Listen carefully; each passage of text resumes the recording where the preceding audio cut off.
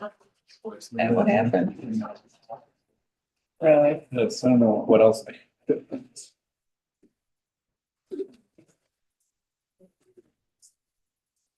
Really, buddy. You do a lot.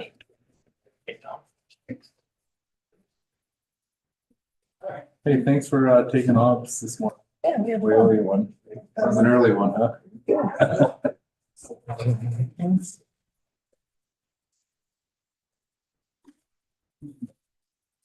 No.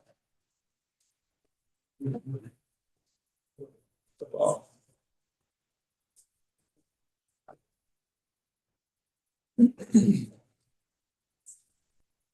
The gym. They gotta share. Yeah, they gotta share the gym. Gyms. Gosh, how's it going?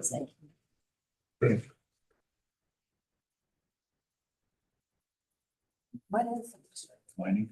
the math? You. The executive tonight? The percentage of, No, Got here by 6:30. Got here by 6. Hey, that's like the fireman. You don't go in there. Have a slow day in the firehouse? yes, Yes. the eight system.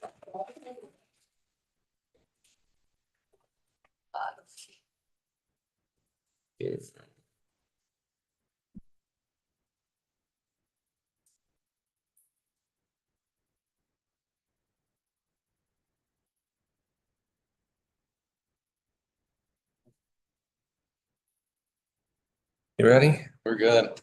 Do we have Mr. Wiltsey on the line at all, or? no, I don't. Okay. So. I didn't see an He email. was gonna come, but he wasn't sure. Okay. Yes, I'm on the line. Oh, yes, okay. We didn't. Can you get an email? Or, For committees, it's up to you. It doesn't matter. what's that? For committee, for Shasta. Oh, really? Yeah. Okay, We did know yesterday. Okay. okay, So he did meet. okay. All right, so we're ready? Yep. All right, let's call to order the Thursday, March 6th committee meeting of the whole for the administration committee.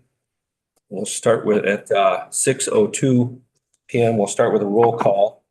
Carl Johnson, here. Ryan Curry, Here. Brian Schneider, Here. Josh Shoemaker, Here. Tom Wahlberg, Here. Elisa Patterson, Here. Dana Logston, Here. Matt Regano, Here. Bonnie Riley, Marion Thornberry. Here. All right, I'd ask for a motion to allow Dave Wiltsey to join us via electronic means. Thank you. Motion by Mr. Schneider, seconded by Mr. Wahlberg. Any discussion? All in favor? I'm sorry. Staff apparently knew. I did not get one, but staff knew. Yep. Any other questions, discussion? All in favor, say aye. Aye. Opposed? Aye. Motion carries. Welcome, Mr. Wiltsey. Thank you, Mr. Chairman.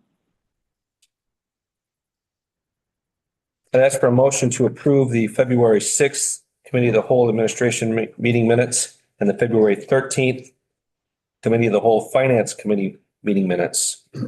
So, motion by Mr. Shoemaker, seconded by Mr. Regano. Any discussion? All in favor, say aye. Aye. Opposed? Motion carries.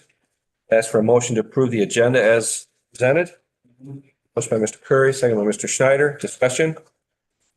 All in favor, say aye. Aye. Opposed? Motion carries. Public comment. Do we have anybody else? I have one slip here for public comment. Is there anybody else that'd like to do public comment? Please grab a slip and fill that out quick. This one is for Christine Jarvik. If you'd like to come on up for public comment. If you would, please state your name and address for the record. My name is Christine Jabrick. My address is 10764 Shaw Road, Rockford, Illinois, Boone County, District 2. So I am here to comment on my opposition to text amendment 03-2025. I submitted last week into evidence at the zoning board meeting information demonstrating public opposition from residents throughout Boone County. I also submitted an example of how vacation rentals had driven up the cost of a home and essentially made this home unattainable for a family that wanted to truly live in Boone County. I spoke to the disruption that was caused by a home next to my own and expressed the concern of this occurring to another current Boone County family if this text amendment passes. I ask the board to please consider first the residents of Boone County before changing the table of permitted uses to appease someone who is not looking to live and raise their family in Boone County. Second, please make sure that the rules, regulations, and resources are available to manage this change if it occurs. I do not believe that the rewards outweigh the risks to the Boone County residents. Thank you for your time and your service to Boone County. Thank you very much. Is there any other public comment? All right, seeing none. Mr. Curry, your meeting. Thank you, Mr. Chairman. Start out with monthly presentation 6.1. Deputy Chief Malloy. Chief Deputy Malloy, probably gonna put that backwards, didn't I? It's Chief Deputy, yeah. That's what I meant. Just to introduce myself, there's a couple new board members here. My name is Pat Malloy. I'm the Chief Deputy with Boone County Sheriff's Office. I tend to step in when the sheriff is not around. Unfortunately, he was down at the visitation for Sheriff Roger Scott for DeKalb, who passed away. Sheriff Scott was 36 years as sheriff, which is fantastic. And yeah, so he passed away. So sheriff is not going to be here, so I get a run through just a few things. Just to brief everybody, County Patrol has moved into the public safety building. Currently, we are splitting between the public safety building and McKinley Avenue for our operations. So far, things have gone well. We're kind of looking forward to having some construction complete here shortly. Next, just to kind of give everybody a heads up, Corrections has been dealing with an inmate that they've had for approximately 2 weeks. He's had 24/7 coverage while he's been in there. He was held on, I believe it was an aggravated domestic battery, which he's not allowed to be released. So that one is going to sting a little bit when all the overtime comes in, but it is a necessity that we had to do over the last 2 weeks. He was released on March 1st, and if memory serves, I believe he is in there for 12 days. Moving on to staffing. Currently, the jail has one in training and one in the academy. The academy's got 3 weeks left. Patrol has 2 in training. And I'd be guessing, I believe there's about 8 weeks left of their academy. Dispatch, we had a retiree, Denise Hagan. She served in there for 24 years, working as administrative assistant, records clerk, and dispatcher. Denise is a resident of Boone County. She plans on doing some traveling from here on out. We also had a retirement of records clerk, Teresa Alcantara. She's been with us for approximately 3 years. She's starting a business in Belvedere and we wish her well. And that spot has been replaced by Emily Polnow. That is kind of the briefing of our person. I'm open for questions if anybody has any. Anybody have any questions? Go ahead, Dana. It's the business. She started a dress hemming business. Okay. Believe that's her target is dresses. Now she's gonna be over with all the people watching. This is the boom. Marion? You guys want to put some lights on the west end of that building West End. next to McKinley? I think we're going to kind of wait for the work to be done before we address anything further. As of right now, I don't believe there's anything in the plans, but something like soffit. Do you remember off the top of your head, Becky, we're leaving the lighting in the soffit? I think so. Will light up the building itself, the windows, the doors. As far as overhead lights, I do not believe we have any plans for those. Because I went by there last night, that whole building just lit up real good as expected from a sheriff's standpoint. The west end of that building is dark. So I couldn't understand, well, I can understand, but the lights down here got that building all lit up, but it's all dark up here, so. Yeah, and I know that there's been some issues with the electrical work that they've been doing, and you could definitely tell half the building's under construction. Some of the needs that need to be addressed still. And lighting is always good for us. We're big fans of lighting for, just obvious reasons, and we will make sure that's lit up good. I have a question. Sure. So I know outside agencies, like I have an agent, the company I own, we do transport of prisoners from prison to jail, jail to prison, stuff like that. Is there any way to outsource, or is that for when an inmate is in the hospital? Or is that something that we have to keep in-house and then kind of pay out of house? Technically, they're under our custody. So in order to outsource that, that would, not sure how comfortable the sheriff would feel for that. It's completely up to him on how that's taken care of. I'm not asking on business aspect. I'm No. saying it's money and saving officers if they're, no. We have had corrections officers sitting with them. We've had bailiffs sitting with them. We've had road deputies sitting with them. A situation like this is typically an all hands on deck. And we just try to get the shifts covered. And, we want to make sure that, this guy is protected for everybody. We appreciate that. So. Yes, Brett. Is there any way we can charge them, that person back, whatever money we have tied up with the officer being sitting there with them? Unfortunately, I don't think it works like that. He's in our custody. We're pretty much responsible for any medical bills. We have a very good relationship with the state's attorney's office and the judicial system that if there's a possibility of recogging them or setting the court date out so that they're released and not in our custody, we make every effort of that. But sometimes our hands are tied and we're stuck maintaining them in our custody. Well, we appreciate you doing that. So anybody else have any questions, comments? All right, thank you very much. Next up is 6.2 highway. Dustin, how you doing? Not too bad. I've got a quick little report on board docks. We're hopefully at the end of snow season here and winter operations. We had another living snow fence that was put in place that was really successful. We spent about up to date from December 1st this fiscal year through March 1st, we spent $11,250 in overtime budget. In our overtime, our budget is $45,000. So we're a fourth of our overtime spent for the year, and that's typical of the last few winters we've had. So we're in pretty good shape.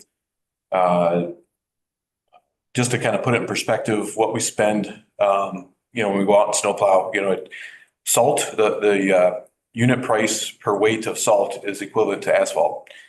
We buy salt through a state bid process. Right now it's $70 a ton. Asphalt we usually can buy for about the same price, $65 to $80 a ton, depending on the what they bid the asphalt at. But just to put that in perspective, so that's each truckload that you see out there with salt in it. That truckload of salt is going to be about $750 filled. We spread that over the course of about 2.5 hours over 20 to 25 miles. So a snowfall can cost $2,000 to $5,000 for us to do a snow removal. In total cost, labor, you're looking at $200 to $500 for snow removal. So just trying to throw some numbers out there to kind of get a feel for, what it costs. We only had a few major snow events, so it wasn't too bad this year.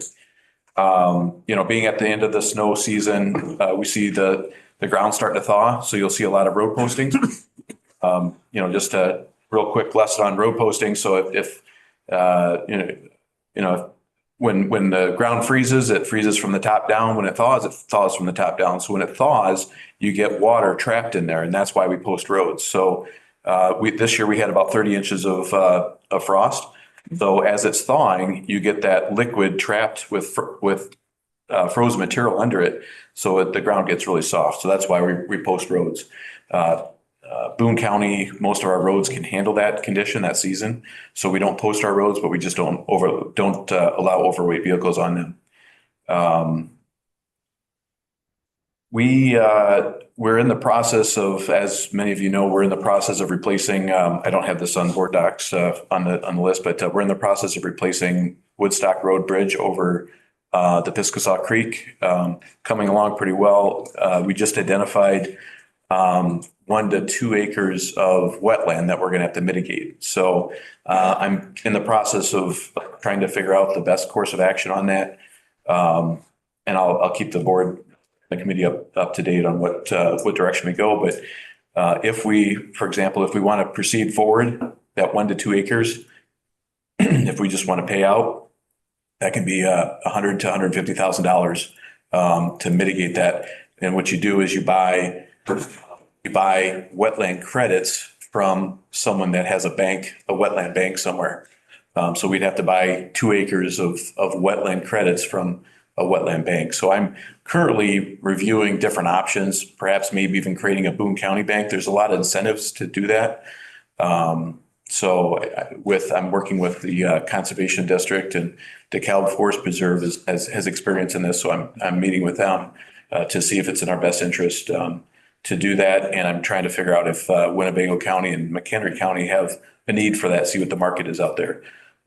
We can do it certainly a lot cheaper. I just want to make sure that there's kind of a sweet spot to when you build these banks. I couldn't build a bank for 1 to 2 acres. I could maybe build a bank 10 acres and make it worthwhile. I just want to make sure there's a need out there for that. So that's what's going on right now with the Woodstock Road Bridge design and permitting process. The other item I had on there was the Public Works meeting we had in February. It was a couple weeks ago. It was very successful. We had 100% of our municipal agencies were represented here. We had 6 of the townships here and quite a few staff. So we and IDOT had they probably had 6 or 7 people here as well. So that information is in there as well. I'm available to any questions. Thank you, Justin. Any questions for Justin? Got off easy, buddy. All right, thank you. All right, we'll move ahead to section 7, quarterly department presentations, and start out with 7.1 assets. Jessica?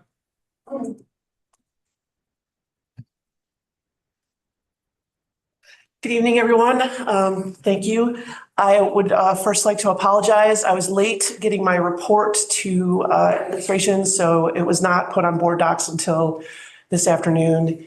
And so anybody who looked for my report would have to, and early in the day, would have to go back and get it. It's quite lengthy.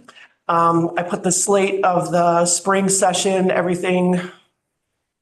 almost everything that was presented to the Illinois legislature in the early spring session for concerning property tax. This is all kind of spitballing. That's the way it works. In a couple of weeks, we will see more when they start to, some of those will be assigned to the rules committee, which is, where they go to die. And we'll see what the real priorities of the legislature are in a few weeks, I think. Lots of interesting stuff in there. Last year, there wasn't very much activity in property tax legislation, but in 23, maybe some of you remember, there was a slate almost as large as this one. I think there are 30 different bills that touch on just the senior citizen low-income assessment freeze alone. So if anybody has any questions or wants to discuss any of this legislation, you're welcome to call me at my office. Maybe that's too much for today, but I'll take any questions. Any questions in the boardroom? I have a question. Do we, Let's go ahead, for Lisa. the senior freeze, for the, not the senior freeze, The general homestead? no, it is the senior freeze. I'm losing my mind. Do we send out, like, they have to come in every year and reapply? Yes, because that exemption is income dependent. Right. It requires annual reassessment. So It's up to them, like, we send out notices. okay, we do. Okay. We send out letters and I try to, the property tax code mandates that I send out a letter informing seniors of their right to the tax deferral, which is something that's actually administered by the Treasurer's Office and the Department of Revenue, which is a loan. And I'm sure Mr. Newport would tell you the same thing that I'm going to tell you, is that just don't ever recommend that anybody do that unless they have to.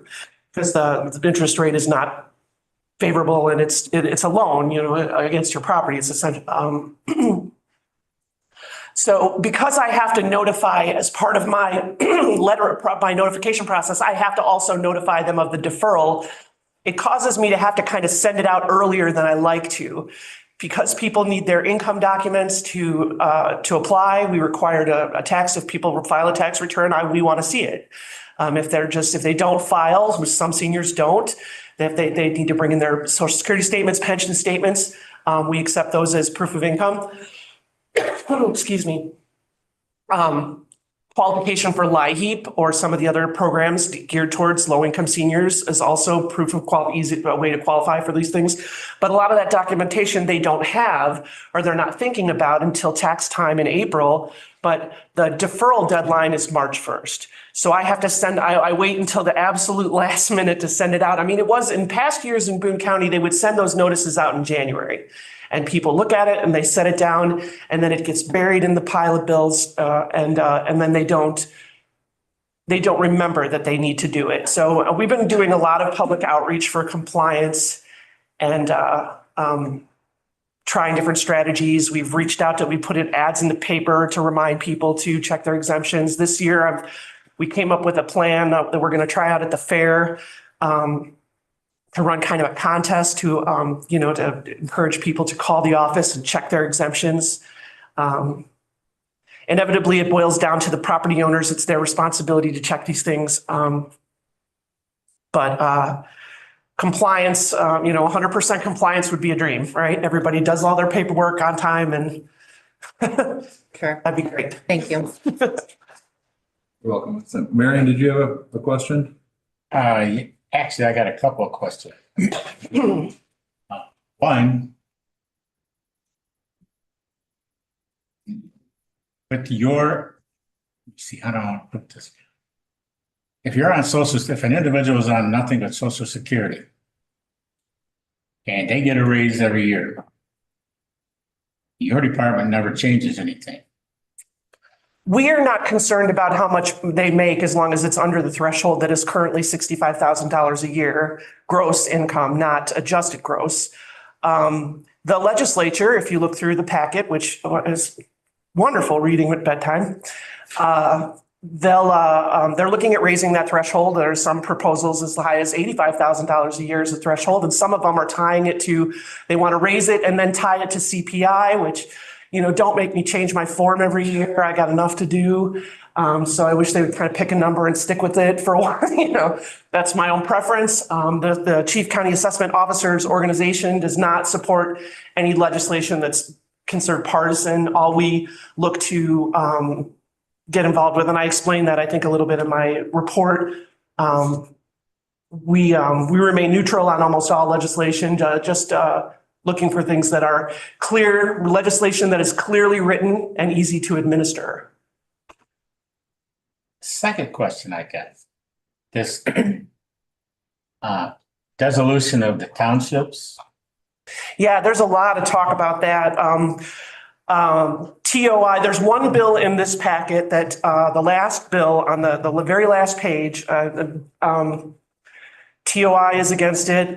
We are not, we are leaving it alone for now, but we will probably come out in opposition to it because it's kind of an unfunded mandate. It says that any township that is in any county with a population of 50,000 or less, all townships would be dissolved and the county would absorb those responsibilities.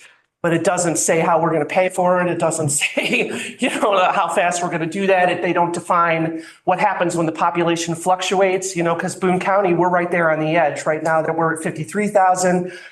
Maybe by the 2030 census drop below, and then maybe the next one we go above. Do we hire all those township assessors back after we go above it? I mean, it's just not really well-written legislation. And then I'll refer back to my other comment of this Chief County Assessment Officers Organization supports legislation that's clearly written and easy to administer. And that would not fall under that definition. My concern with that is back in 2010, they tried the same thing. But at that time, they decided not to go with the dissolution of all counties, just the ones that overlapped. Or not counties, but townships. The rule actually in I think it's in the Illinois compiled statutes, and maybe somebody will correct me later.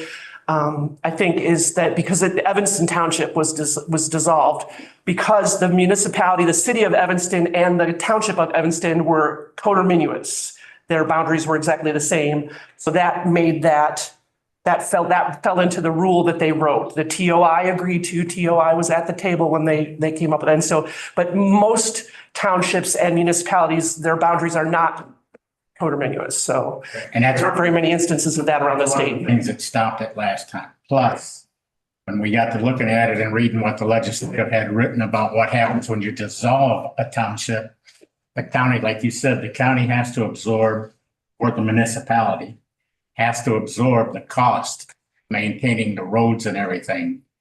And this county board that has 12 members on it right now will drop down to 3 full-time employees because 3 people on part-time, like we are right now, cannot do the job that all 12 of us do. Because when you change the township, you change the district. And you don't need 12 people in a district if you only have a limited amount of responsibilities.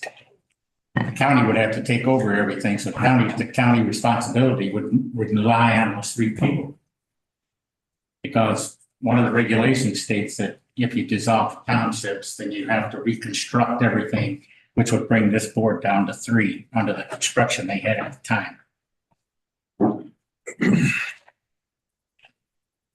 Any other questions for Ms. Mueller? Again, please call me at my office at your convenience if you would like to discuss any of this further. And everybody have a great night. Thank you, Jessica. Next step, coroner, Becky.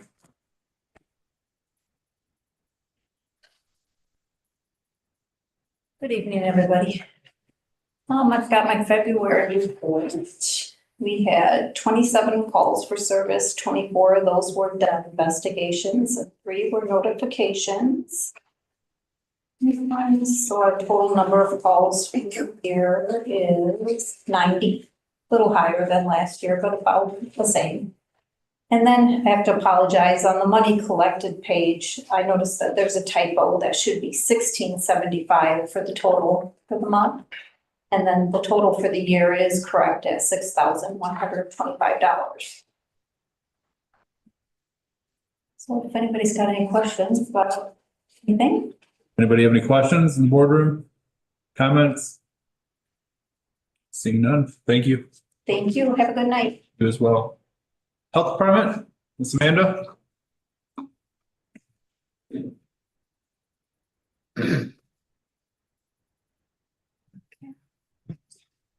Hey, good evening, everyone. Amanda Mail of the Boone County Health Department. This is low. Our written report for Board of Health is posted on board docs. But tonight I was just going to highlight our one specific program for y'all and just give you a little bit of information. It's been wildly successful. I know I've presented on it before, but I just have some great updates to share today. And that's in regards to our community outreach advocacy recovery or CORE program. So the behavioral health program that we've been building since 2017, along with the behavioral health task force, which includes about half of the county departments here in Boone County and about 25 other partners. So just for some of you who are new to the board, in 2017, when we were crunching data and looking at county numbers, we were finding that the fatal overdose rate in Boone County was much higher than the state average. So numbers like that are concerning to us. So we dig a little deeper into those things. And when we started meeting as a task force in 2017, we had the sheriff and we had the jail lieutenant, we had the state's attorney, we had probation, and we were hearing a pretty common theme across the court system as well, which is we have a lot of mental health and substance use challenges, and we don't have services for those folks. They're in jail, there aren't any services. Our police officers aren't trained to do counseling, our corrections officers don't have the training to provide them with what they need, and they're just ending up back in the justice system. So that's how we formed the task force and how we started writing for grants. Behavioral health is actually one of the top health priorities in the county. So the health department has an I-plan, which is like our version of the county comprehensive plan. And there's 3 health priorities that we focus on, behavioral health being the top one. So over the last 6 years, we have brought in just a little bit over $3.2 million for this program. And we have grown from 0 staff to 11 staff. 3 of those staff are bilingual in English and Spanish. We're incredibly proud of this program. And I don't just mean the health department's incredibly proud of this program. I mean the community and the other county departments and partners that sit around the table have watched this blossom and grow in a way where we're able to really reach a huge number of people and provide a lot of really meaningful services. We have memorandums of understanding with Rosecrans Remedies, the sheriff in jail, Crusader Community Health, the Board of Health, this county board, and Miles Johnson Health Square Center in Rockford. And all of those MOUs allow us to provide joint services or provide quicker links to care. So for example, if a client signs a release of information, it's universal across those partners. So it makes it faster for us to get them into services. They're not waiting for a treatment bed as long. They're able to get right in for their chronic disease medications that they need, their MAT, medicated assisted treatment. So that's been successful too. We've been cutting down on the number of relapses that people are having, and we've been getting them into care quicker. So the team is composed of mental health clinicians. We have a navigator. We have our community law enforcement officer. We have a part-time peer and 2 volunteer peers that are folks that have lived experience. They're in recovery themselves. Several of them were core clients that graduated successfully from the program, and they're now doing outreach and services to other peers, hosting recovery events in the community that are substance-free, which is wonderful to see opportunities for people in the community that are wanting to maintain their sobriety, having social gatherings where there aren't substances present. So that's really been super successful. So we have a couple of new programs that are launching. We're really building our Hispanic outreach program. We have some funding from one of our state grants to run radio advertisements and newspaper advertisements on La Bamba Radio and also in El Tiempo newspaper. So we just launched that last month. So we're pretty excited about that. And then you'll see in the month of April that we'll be launching the health department mobile unit to be, for the first time ever, offering mental health services. So we're really, really excited to be able to have the core team members on that bus a couple times a month in certain specific locations where we feel it's close to areas where we've seen higher levels of overdose rates, so that hopefully we can catch some of the folks that may need the services that we aren't reaching yet. So we're pretty excited about that. I wanted to let you all know that when we first started the program, we opened 37 cases in fiscal year 2021, quarter 2, which was the very first quarter that we started opening cases. And then those are done by quarter. And fiscal year 25, quarter 1, we opened 97 cases. So we've had a huge increase in the number of cases per quarter that we're able to open. We have referrals from all over the place, but one of our top referrals is local law enforcement. So in fiscal year 2021, the whole year, we had 32 referrals from our law enforcement agencies. And then in 2024, we had 158. So major increases there in the number of people that we're able to see.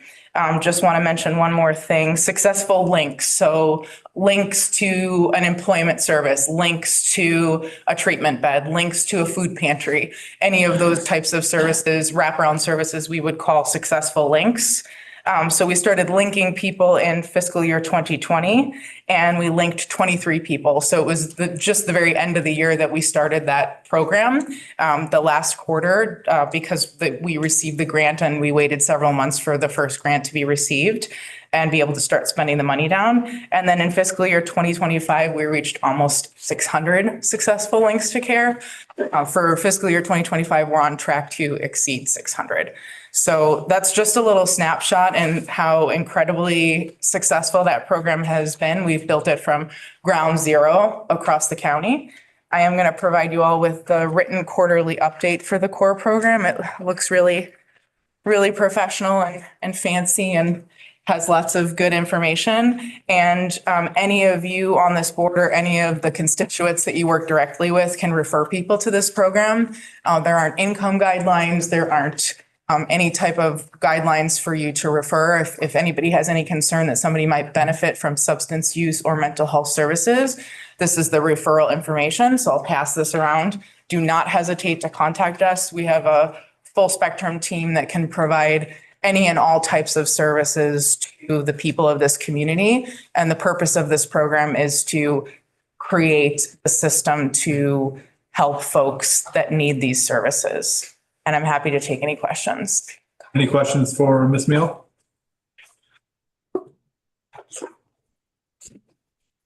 I think it's amazing. So thank you for everything that you've done. It's quite an accomplishment. And with good mental health, we see arrests going down. We see people not making poor choices, and it all kind of trickle up maybe.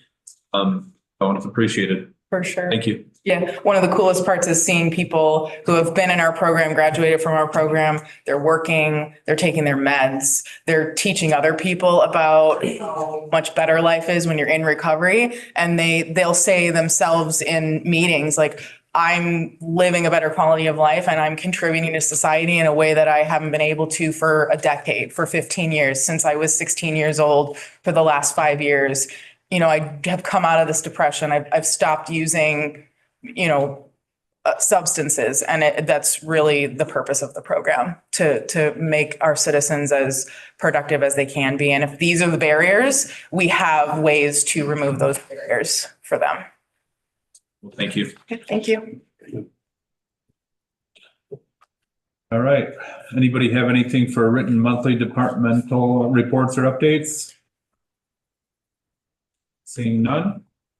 A motion to approve the claims in the amount of $372,667.55 with the understanding that Carl Johnson abstains from voting on all claims presented by William Charles, Northern Illinois Service Company, Core and Maine, all claims submitted by Boone County Highway Department, and all claims submitted by any county department regarding sewage, stormwater, construction, and excavation. Motion made by Brian Schneider. Seconded by Marion Thornberry. Discussion. Roll call, please.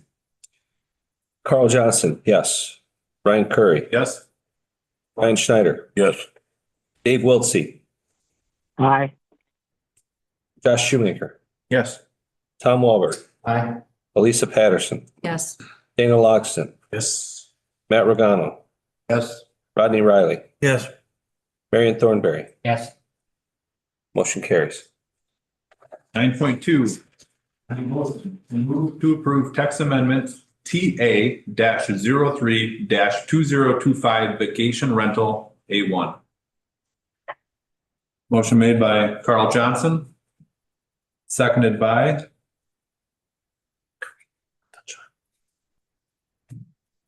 Lisa Patterson. Discussion. Go ahead, Carl. Chairman. Looking at this, reading through this, what the ZBA did, let me step back. I'll step back just a little bit. First off, I am in favor of short-term rentals. If they're done right and they're controls on them, things like that. I have personal experience with using short-term rentals in other places. I think it's an excellent opportunity for families to be able to travel, visit additional family or visit places without having to stay in a hotel. And it gives them a little better place to stay. That being said, I thought what staff put together in their license application and what was required, I thought was actually excellent. I thought that was a very good. It put limitations. It put teeth into being able to revoke the license, things like that. The ZBA decided that they wanted to attach a special use to this. I am 100% against this being any kind of a special use. And here's why. A special use, if you don't know, a special use stays with the property. So if Brian Schneider has a property, he decides to make it a special use short-term rental, and then 2 years later sells it to Joe the bad guy. Joe the bad guy buys it, and it's still a special use for a short-term rental. I'd never sell it to the bad guy. Okay. But anyway, so if it's a license, the license doesn't transfer. Not only that, if Joe the bad guy buys a property and gets a license and he's Joe the bad guy and he's got a bad property, we can pull that license at any time and say, you know what? You don't fit with Boone County. You don't get a license. This isn't a right. It's a privilege to be able to have it. So I'm 100% against having it as a special use. So I would actually amend the motion to go back to the staff's recommendation of the ordinance and licensing, I guess, setup or system that they proposed. Is that a motion? That's an amendment to the motion, yes. Do I need to get a second now? Yeah, get a second, then we can discuss it. A second to Carl's motion to amend back to the staff's recommendation and not the ZBA's recommendation of making it a special use. Second. Second by Vice Chairman Riley. Now discussion. I don't know if we want to have staff give a report also. Yes, I'm Mr. sorry. Chairman, One second, Mr. Wiltsey. Staff's going to report and then we'll take discussion. Yes, thank you. So the report that staff has is that this was filed by an applicant, and the applicant is here in attendance too. To amend the zoning ordinance to include short-term vacation rental as a definition within the zoning code and allow the use as a permitted use within the agriculture zoning district, subject to licensing process and excluding those lots within a platted subdivision. Staff again had met several times and drafted a license procedure. If that's the choice and avenue the county board is looking to go, then we will have that refined and for your review and then presented at final board along with the proposed fees for that licensing. Other than that, I think you covered what ZBA had recommended was that they add the use categories of special use permit as well as additional exclusions on some of the lots in the county. The applicant wasn't present at the ZBA. There was some opposition from Ms. Jabarek of 10764 Shaw Road. She did indicate her opposition to the use as well as submit items for her opposition. There was discussion from ZBA and motions to amend, as we had stated, came and was approved. The full motion was voted on as proposal by the ZBA, and then it was passed with a vote of 3-2. No, 4-1. The final vote being, again, the applicant is here if there's any questions or. Dave Wiltse, do you have a comment? Yes, I do, Mr. Chairman. Thank you. County Board Chairman Carl Johnson has given some interesting distinctions for special use versus license. The problem I have is that a license is one that would be administrative and the board would have no input, if I've got that right. This is a big change. And I don't think that we're ready to take it as it is. One of the things that I'm concerned about is the comp plan that's currently underway to rewrite, will include a rewrite partially of our zoning code. And we're talking about taking some of the things like B1 and B2 and putting them together. I think also A1 and A2. So that suddenly this would jump from A1 to wider, unless I'm not recollecting that correctly. But substantively, and this is more to the whole thing, whether not just whether it's a special use or a license, I think we need some language on maximum occupancy. What's the size of the building? What's the size of how many bathrooms are there? Is it limited to existing housing stock, or could people on A1 start building some sort of a house that they could turn into? Really, they might call it a temporary rental from the standpoint of individuals that would only be there for 30 days or less, but it would be a rental all the time. I would like to draw my colleagues' attention to the one, I think it's a 4-page one, and the 4th page of the attachment is entitled Interpretation and Application of Provisions. Application of provisions. The terms and conditions contained in this chapter shall apply to all guest accommodations containing 16 or fewer units in the aggregate for each facility owned or managed by the same individual or organization. Wow. Suddenly a single family house that might be large that somebody wants to rent out is now we've got this language about 16 or fewer units. I just think this needs to be mulled over and sent back to staff, in my personal opinion. Jessica can probably clarify a couple of things, Dave. Yeah. Just a couple of the notes. So thus far, there is no recommendation for combining the 2 agriculture zoning districts thus far. It's in draft form, but. Okay, I'm sorry, I stand corrected. Thank you. That's okay. As it relates to all the different items you were speaking to, that has been created as part of the licensing process, and we have included the draft process. Staff, meaning the development team, health department, building department, myself, and the state's attorney's office met several times going through these different criteria. That number 16 is the maximum number, and the only way you would be able to, the way it's written thus far, have 16 is if you had, I think the maximum was 2 adults per bedroom and 1 other sleeping room, which would allow for 2. So if you have that 6 bedrooms, or 7 bedrooms and an additional room, then you could have 16 people. But your limitations are based on your room. And then your limitations would also be based on your septic system size. Yeah. So there are things built within this, and that's, kind of what we were alluding to, staff being able to put together this and refine that for county board. We'd be happy to talk it through and present it together. I know they will all be present if that's the route you take. Chairman Johnson.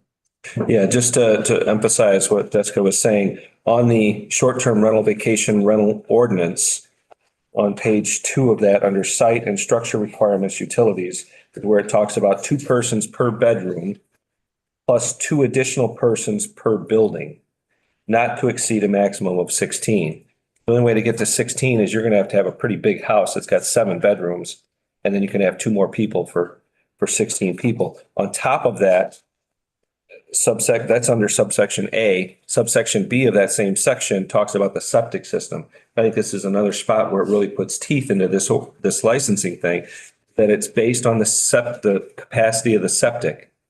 So you can't take a house that's existing, that's a 3-bedroom house. The septic system is designed for, basically a a 3-bedroom house, a family for a 3-bedroom house, and say, okay, we're going to take the living room and turn that into a bunk bed room and put 6 bunk beds in the basement, that kind of thing.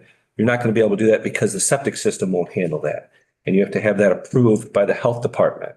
So there's teeth in there. There's teeth in here to be able to suspend or revoke the license. I would have a question for the state's attorney. I think she's on the, if I could ask her a question. Go ahead. Yes. Go ahead. Tricia, one of the questions that always comes up when, especially when we do special use permits, is what kind of teeth do we have in this that we can affect when there are issues? This being a license and special uses, they're always a headache. If you have to go to court, you have to do this, you have to do that. When we're talking about this as a license and we get somebody who's a bad actor, or they have bad actors that rent their place and they do it multiple times, what kind of teeth do we have in this that we can just pull their permit and say, we don't care what you paid, you're done?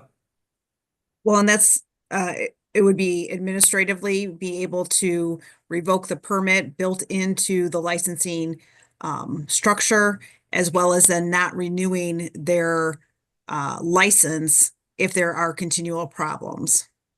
So it'd be a much quicker resolution than a special use. And how likely is it that a court would intervene on something like this and say, no, you can't pull their license? Well, I don't want to say the chance is never. However, if we build in due process into the code, then that will help alleviate any court's concerns regarding those issues. When you say due process, what kind and how? Such as being able to, if they don't like the administration decision, that they could go to the ZBA, or, there's some other built-in process that they could go to make their case that they're being treated wrongly, that this was a mistake, that type of thing. Thank you. Mr. Thornberry? Sorry, Elisa, you were. Back in 2012, when I was a board appointed person on the Ag Conservation Easement and Farmland Protection Committee, we ran a program where we did like farm tours. And one of the farms, it was called a farm, but to me, it wasn't a farm. But this individual had what I call command tins, different sizes on his property. They rented them out for $300 a month, and you had to rent them for no less than 3 months. And it was called a family wilderness adventure. So none of what he did would apply to what you got here, because it's not a house, it's a tent. His outhouses were porta potties. He had so many porta potties. So how would something like this affect him? And I'm not even sure how he got it back then, how he ran it, but he ran it. He had like 18, I think it was 18 different sized tents, depending on the size of your family. And he was making money hand over fist. I don't know if he's still in business or not, but none of what he did would have met any of these requirements. None. Jessica, real quick before. Yep. So the way you're describing that, I don't think there's anything like that, because I would hope I would be aware of that, or at least our zoning office would be aware of that use. What you're describing to me would be more of a campground, and that generally is a special use or recreational use. It wasn't a campground. I don't know that it was operating. It was in the northern part of the county. Right, I don't know that it was It was up by operating. the Getke Farm. Yeah, I'm not familiar, but it wouldn't be something we permit through this process. This definition is for single family homes. And that's what it's geared towards. Put my kids in tents in my backyard. $100 than that. Not sure. Oh, no, just, no. Go ahead, Elisa. Two things. And if this is in here and I missed it, I apologize, but this should be like a liquor license, correct? Where we can say, okay, we're going to start with 10. We'll see how this goes. Right? And then we can add licenses if we need to the number. We hadn't discussed that as a staff. That would definitely be something we could look into. I think that maybe I would lean on the state's attorney's help with that, but we might have to look at that. But if it was, that could be an option. Right. I mean, I guess I'm just, go ahead. I was going to say, I do believe that is an option that the board could consider. I just think because it's new, Yeah. like we've never done it before. So if we put a limitation on it, we would have some controls over that. So if we needed to make adjustments, and then if we needed more, we could decide to add those licenses as things kind of continue to grow. And the second thing is the not being adjacent to a subdivision. Can we think about, and I'm just thinking about this and I understand why it's in here, but if there's a subdivision and there's a 40-acre field between the subdivision and where the house is that is going to be the request for the Airbnb, can we use setbacks or something? So that was the provision by ZBA.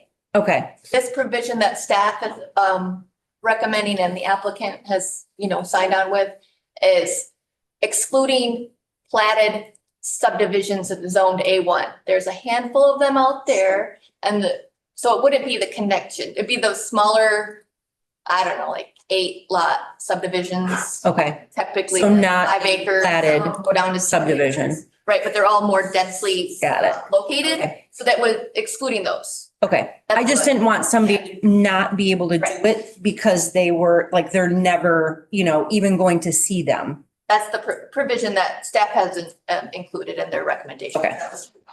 Okay. Mr. Chairman? One second. Matt, did you have a question or a comment? Oh, yeah, I'm just, it's all new to us. We're looking into getting it into something that I personally don't think we should get involved with that because, we're not familiarized with it. And we need more citizens, yes. People to move in, yes. But I'm thinking, who's this liability going to be for? Who's going to rent this? It's going to put more stress if something happens, say a fire or whatever.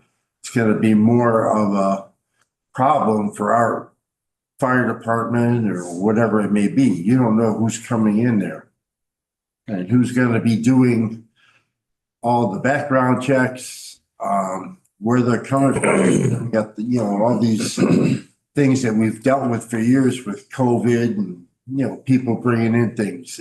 I don't see starting something that we're not going to be able to finish.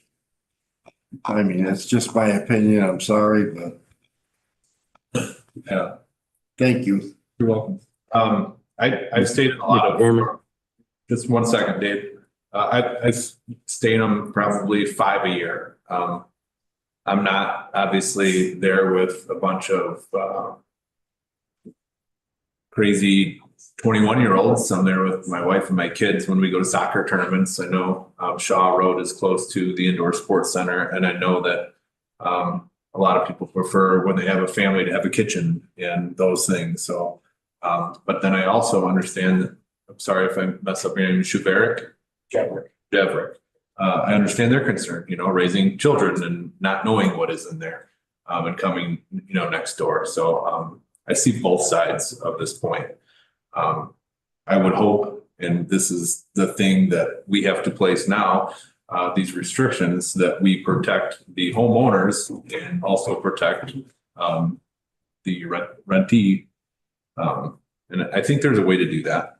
I think we can be pretty strict, which I think I'm assuming that the rentee would want that strict as well, because he doesn't want people destroying his home.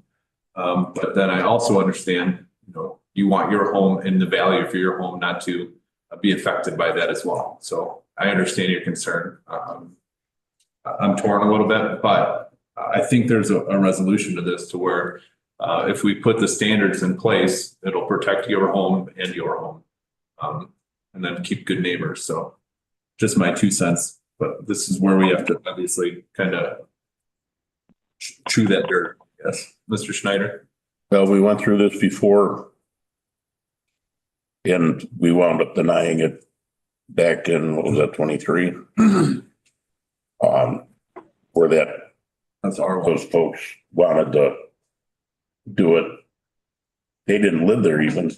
They had somebody hired that was gonna run it and take care of it. And I know we voted that down. And I understand with these folks 100% that, I wouldn't want anything to do with that being anywhere around my place. Cause you don't know what kind of people you're gonna get in there. And, with all the stuff that goes on, especially now with us being between Chicago and Rockford, they're having so much trouble with all these drug groups and everything else that are running through here.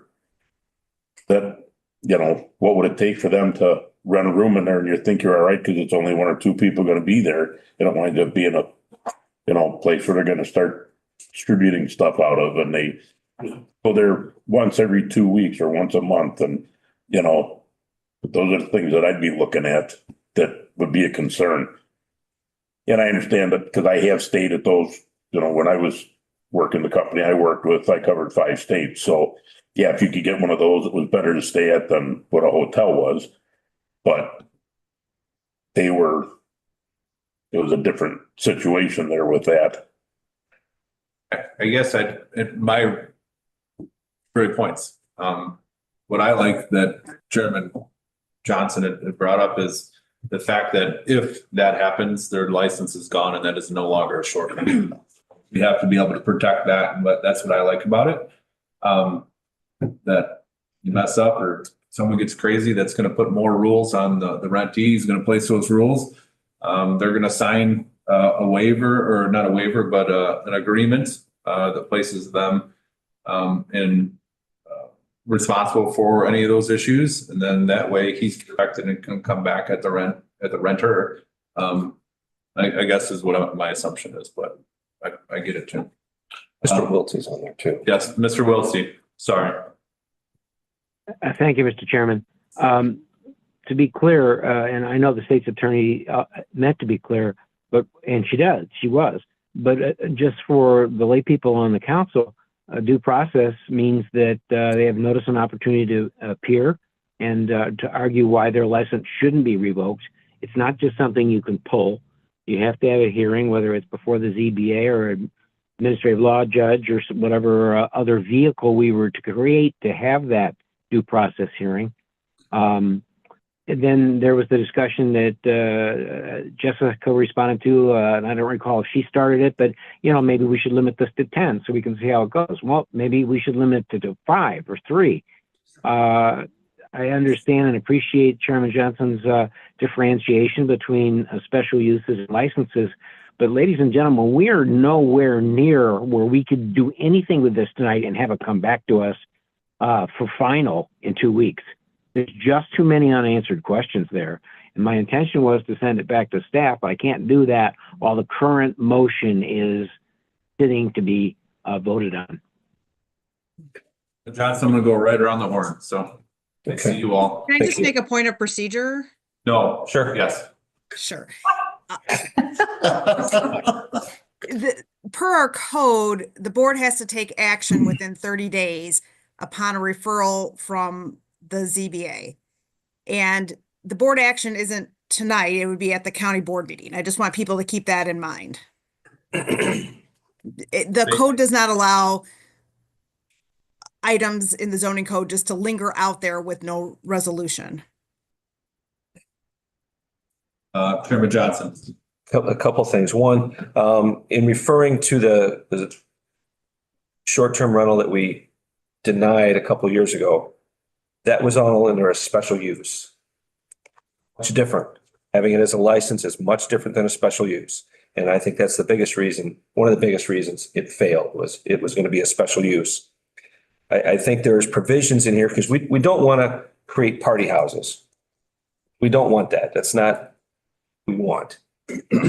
By limiting the number of people that can be in a house, in a rental, and using the teeth of the septic system and the number of bedrooms, things like that, that really limits how many people you can have there and what it's going to be. On top of that, the owners are responsible. They have to sign an agreement that that's not what this is going to be. We have rules, we have regulations. This cannot be a party house. So they have to be aware who they're renting to. And every site that I've ever been on, that I've rented in a short-term rental, you have to type in, why are we coming? Who's coming? And what are you going to do? And you get a list of rules. This is what you have to follow. If you don't follow, they keep your money, send you on your way. So there's teeth in that. On top of that,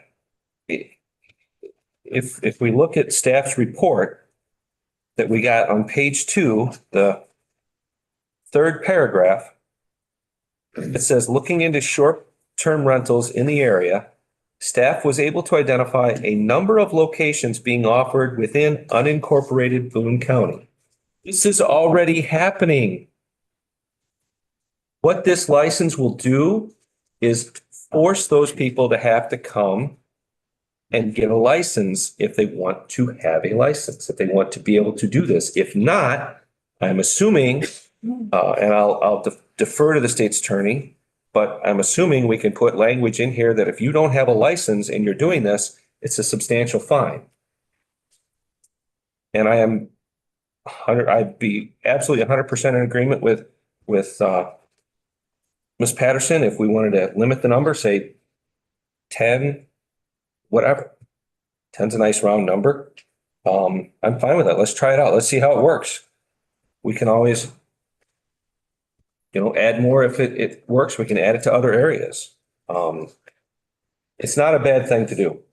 And helps us regulate the ones that are already operating without any kind of regulation. Thank you. Elisa? So curtailing on the chairman's comments, I haven't stayed in a hotel in probably almost 10 years. Like all we do is stay in Airbnbs. When we go in there, it is a list, sometimes 3 or 4 rules that we have. Sometimes it is entire page of rules that we have to stay there. If we don't abide by those rules, it's something like $1,000 deposit, $1,500 deposit. We don't get that deposit back. And it will stay in there. Like one of them that we stayed in Dallas was in a subdivision and it said, we have a quiet time here. If anybody is outside and we get any complaints, you are not getting your deposit back. So it is all spelled out very clearly when you are signing the documents to stay in that home. The other thing that I wanted to say is that I lost my train of thought. Just like that. Gone. You can go, Rodney. If I remember, I'll raise my hand. Vice Chairman Riley? Yeah, I've been kind of going over this thing and unfortunately didn't have a whole lot of time to do some studying on it. That's why I get what Chairman Johnson's saying about this has more teeth. I will agree that it has more teeth in it, but unfortunately here in Boone County, we've got a lot of things going on right now that we don't know where the teeth are. So my problem with this is, the motion's out there. I understand that. And the amended motion is out there, but I think this is something, I know staff has done a lot of work on this. I was able to make a couple of calls today. Jesse, I didn't get you called, but I talked to a couple of other people that have been working on this project. And I can appreciate the work they've done so far, but I think there's more we need to look into in this. I don't think it's, as Mr. Wiltsey said, I don't think it's ready for, actually, I think I heard it once a couple of years ago, this is not ready for prime time.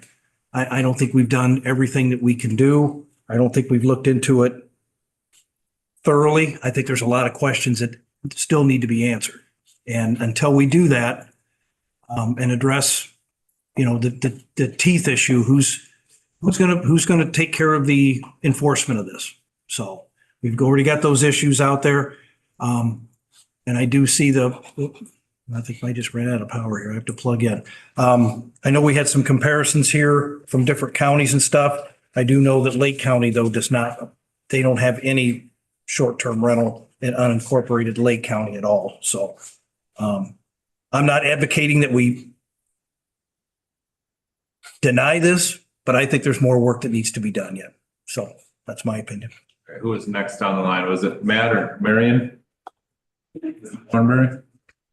If I had to vote on this right now, I'd say no. And because I've been reading this and it has so many things familiar with it as the one up by Sports Core that we denied last year. Same things apply here that applied there. This guy doesn't live on the property. He's in Park Ridge. Just like the one in there, he didn't live on the property either. And I see no reasoning for it. And the other problem I have with is the attorney involved. This guy has screwed this county at least 3 times that I know of. Hey, let's move on. Lisa? I remember, We're not gonna- yeah. Disparage an attorney. Yep, I I remember, have a thing with her. I'm happy to hear, but we're not going to disparage an attorney. I remember what I forgot. So obviously we would have a cost for licensing. What I don't know is there a tax that can be paid to the county through the VRBO and Airbnb sites? We did look at that, and that was something that, like I said, if this is direction, we didn't want to do too much extra Right. without, but if that's the direction, I'm confident that staff, because we've had all hands on deck with this for quite some time now, we'll be able to come up with some options for the board. Okay.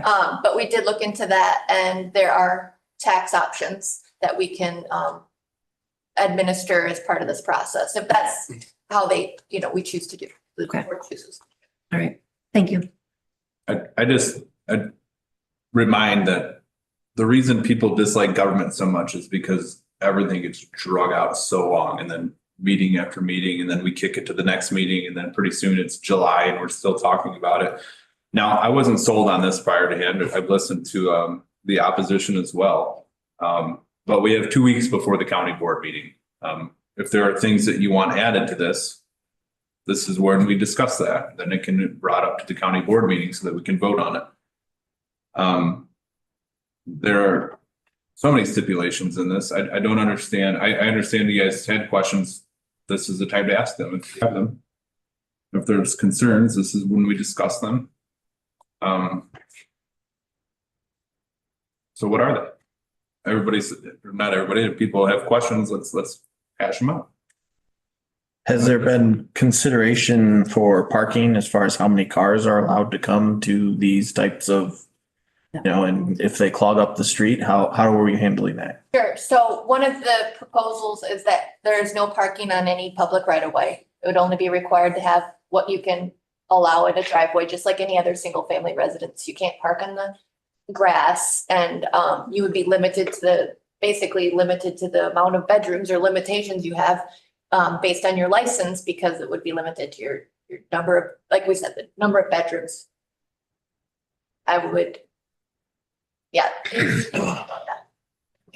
Elisa? So this also just. I would like to interpose a point of order. What? Say it A again. point of Dave. order. I'd like to interpose a point of order. Okay. The current motion pending before the body is to go to licensing instead of special use. Now we're talking about parking. We need to get to this issue right now that is the issue that's before us, before we start talking about a lot of other things. That's my point of order. Order taken, and we will vote on, anybody else have any discussion on, and that's a good point, Dave, on the amendment at hand on simply keeping the staff's recommendation so that once we vote on that, we can then discuss the other details. So, Mr. Chairman. Just to clarify, so make sure everybody knows, a vote yes on this would change it from a special use to go back to a licensing. A vote no would keep it as a special use. This doesn't move it forward. This only is the vote for that only. and then we can discuss particulars after that. So, Mr. Logston. As it relates to the licensing, if we pass this motion and then we can decide how many licenses we want to Sure. down the road. Yep. Yeah. Okay. If this doesn't pass, You can still do yeah, if you vote yes for this to change it to a license, it doesn't approve the project. It only switches how we're talking about the project. I'm guessing we need a roll call. Oh, wait, anybody else before on the licensing and switching it to staff recommendations? Mr. Chairman? This is again, a yes vote would change it to a licensing system instead of special use. Carl Johnson, yes. Brian Curry. Yes. Brian Schneider. No. Dave Wiltsey. Yes. Josh Shoemaker. Yes. Tom Walbert. Aye. Elisa Patterson. Yes. Dana Logston. Yes. Matt Regano. Yes. Rodney Riley. Yes. Marion Thornberry. Yes. That motion carries. So it would be a licensing scenario and not a special use. Now we can talk about everything we want to. Elisa Patterson. So I want to bring to the board, and we talked about this when we went through this last time, that just because somebody doesn't live here, they still have private property rights. They bought the property and things with it. Obviously, there's regulations to that, or there's not like zoning and that type of a thing. What I don't want you to be remiss about is that if we're not putting rules in place, there are no limitations on this gentleman just renting the property. It can be a short-term rental. I would even argue that instead of doing an Airbnb, they could do a 10-day or 14-day rental agreement. So there are ways around this. So if we don't do something and put parameters in place that we can monitor, then I think that we're opening ourselves up to other issues that can come down the pathway that we don't want in our community. Thank you, Elisa. Mr. Chairman? I would amend the motion to limit the number of licenses allowable at this time to 10. The motion has been made by Chairman Johnson to limit license to 10 licenses for the first year. Need a second?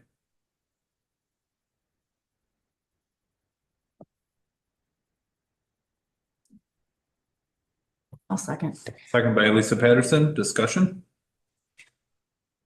This is only discussing on the limited to 10 licenses starting in the first year. Jessica? So I might ask Trisha, are you there? Yeah. Yep. So what we're voting on is the text for the zoning ordinance. We don't have like the ordinance for the license on this agenda item. We can discuss like what we might like in the license, which would include that limitation, right? Is there more, do we have motions or on that or? Well, let me see what, it's a motion to approve the text. Does the text not go into the, here, I'm sorry, I'm trying to pull up the other. So Wasn't the ordinance part of BA discussion, part of everything? but the ordinance, that the draft licensing piece is not proposed within the zoning ordinance. It will be proposed within the county code. And so this will be its own ordinance, right? So you all could, and Trisha, correct me if I'm wrong, you all would, you're considering the short-term rental definition within the zoning ordinance and the use table, which would allow it as a permitted use subject to a license, right? Not this specific language. If that was moved forward this way, then staff has done a lot of the upfront work, but we would refine that and put it into an ordinance that would be within the county code, not the zoning ordinance. So that's why it's separate. And I just want, maybe Trisha can probably explain better. Like a liquor license is in the county code, not the zoning ordinance. So that's the, So we wouldn't hash out details necessarily here. you could talk about it so that staff knows what you might like to us to investigate a little bit more so that we can make sure it's all as best as possible in the ordinance that we have before when you do, decide on it. You could even, because it's not the zoning code, you could probably even push the license ordinance piece further on, right? You could say subjects to license, but our license isn't in place yet. So we're not quite ready yet, but your zoning code allows for it, subject to license. We're not quite there yet. So we should retract the amendment. That's why I asked Tricia, yeah. Okay. Yeah, I guess I didn't realize that the licensing piece was not on the agenda tonight. Looking at the documents then, I would agree with Jessica, but I don't think there's anything wrong with discussing and getting a feel from the board about what they'd like to see in that license piece. So if you do want to limit it and people are comfortable with, the 10, if it can't be agreed upon tonight, we certainly can draft language and put a number in there that people would be comfortable with. In that case, I'll withdraw my motion. Thank you. And Elisa, will you withdraw your second? I will. Thank you. Now we will discuss strictly county ordinance. Yes, and simply discussion at this point, nothing to be voted on. Okay. Tom Wahlberg. Thank you. Yeah, I guess I was going to argue that actually I probably thought you could put that in as but if you, either way, what doesn't matter. If you wanted a license, that's fine. But if you were going to make the ordinance state that we were changing the short-term, as we call it, rental or vacation rental, you could make that part of the ordinance of being just 10. That could be the ordinance. I'm not certain about whether or not you can limit the number via zoning districts, but I could be wrong. Work to do on this. Yeah, and so that goes back to where we started the conversation with Mr. Wiltsey.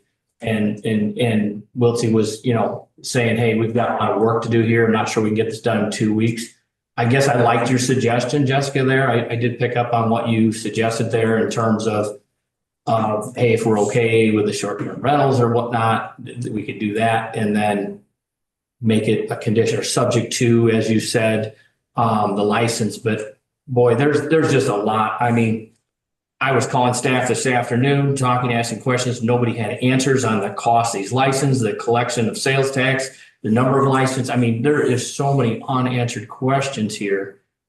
It's like, we really need to step back on this one and pump the brakes a little bit. I'm not saying that this is a terrible idea and that there wouldn't be some way of getting some support on this, but I'm most definitely not in favor of the way things are written here. I want to commend I believe the building department, health department did a fine job in their work, but I think it's from an administrative standpoint, we've got a lot more work to do here. And I would encourage that and providing that level of whether it's, taking some more ideas from other areas.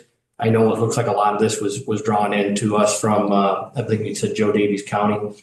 Obviously they've got a lot of short-term rentals up over that way. But boy, it's, and I can appreciate everyone's comments tonight. Mr. Schneider's, I feel the same way. I mean, so there's a lot of things here that are just, I really like to take some more time to figure that out. I'm not in a good place for this one tonight. And that's just where I'm at. I wanted you to know that. So, could I just, Mr. Chairman. oh, I'm sorry. There. Thank you. Thank you. Yes, go ahead, Mr. States. I didn't mean to interrupt. I just wanted to make a comment about the first, about putting the number in the ordinance.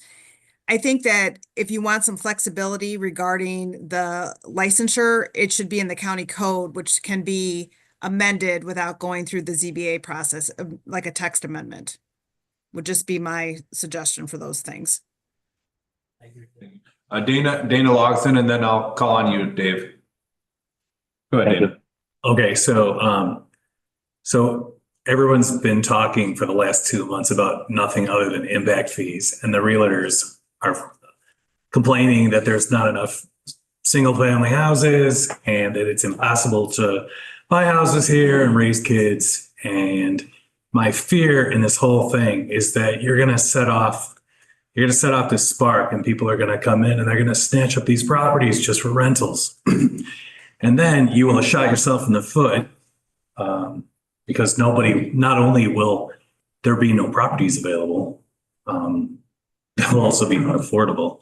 And I think the one thing that sparked this in this whole thing for me, and I just was like, wow, that's like a 30,000 foot view here, is the note on the opposition where they say in black and white that family was denied homes sold in Boone County for $10,000 more with no contingencies because they thought they could run a short-term rental business.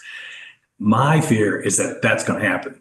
So I just want people to be able to move here. And, not that the impact fees is that. We all know about that. I'm not going there, but I'm just saying the big beef from everybody. Everyone's kibitzing that there's not enough houses on the market. So. Mr. Wiltsey? Yes, Mr. Chairman, I move that this matter be postponed until the next administrative meeting of the county board on next month, and that the staff have some opportunity to come up with some various suggestions and language that we could look at then as we have been discussing it. But I mean, we could go on all night with this. And I so move. We can't postpone. It's 30 days, correct, from? Correct. 30 days from when it's been referred to the county board, so we can't wait till the next month. On the text amendment. On the procedure, on the definition and the notion of the use table, that can be decided, and then the license And grow from there. can, hash out. From there. Can we add a couple more things to this? I'm not confused at all, right? Right. I'm just joking. We knew this wasn't gonna be a very, No. this is gonna be- I get it. It's a new idea. Elisa, and then Mr. Thornburg. To Dana's point, Jesse, when we went through this before, with the house on Shaw Road, we realized obviously that there were already Airbnbs and VRBOs that were being done in Boone County. Do you remember how many there were? At the time, unincorporated, I think we had maybe 3 or 4 that we saw at the time. So Dana, to your point, that's why we would cap it, right? So it would allow, if the people who are running them correctly, following the rules, would still be able to, but now we would only have like 5 or 6 more available if people wanted to do it. And it isn't something, yes, it happened, but it isn't like people are going to be pouring into Boone County. It's probably people that already live here. It would allow snowbirds, right? So I have a house in Florida or Arizona, and I want to go there in the winter time. And so for a short period of time that I'm gone, if I'm gone for 4 months, 5 months, it would allow me, if I had a license, to use my house as an Airbnb. So it works. It isn't just people buying it to only have that property as an Airbnb. It works many different ways. Right, but it could. Capping it. Right. Could work that way if all of a sudden word gets out that, But this is the new place. We also are not a destination. I mean, let's be real. Like, it's not like we're not Galena, right? I mean, we have things around us that are fabulous things. But if we have a cap on this, then we are not allowing the opportunity for people to come in and utilize this as a grab and go. And if you look at it, again, going back to private property rights, how much of our farmland is owned by people from outside of Boone County? You can't control all of that, and it's thousands of acres. So if we limit, right, then we can control like what is happening. And if it's 10, it's 10, maybe it's 8, but if it isn't working, then it gives us the ability to either stop it and cap it there, Or if it is working, then we can decide like, okay, this is a great thing. It's working out great for our community. Let's make it 12, let's make it 15. Right, so the people that are doing it right now wouldn't like be grandfathered in. They'd be like, they'd get a notice. Would have to "Hey, get- you gotta have a license now. Correct. And that would be, and they would. They would have to do it the right way. Correct. Or maybe. Because right now, they're doing, like, I mean, I don't know if they're still doing it, but they were doing it and we were getting nothing and we had no control over it. Right, not even a license fee. Correct. Oh, good for them. Also, healthy tourism is great. Right now, we don't have hotels.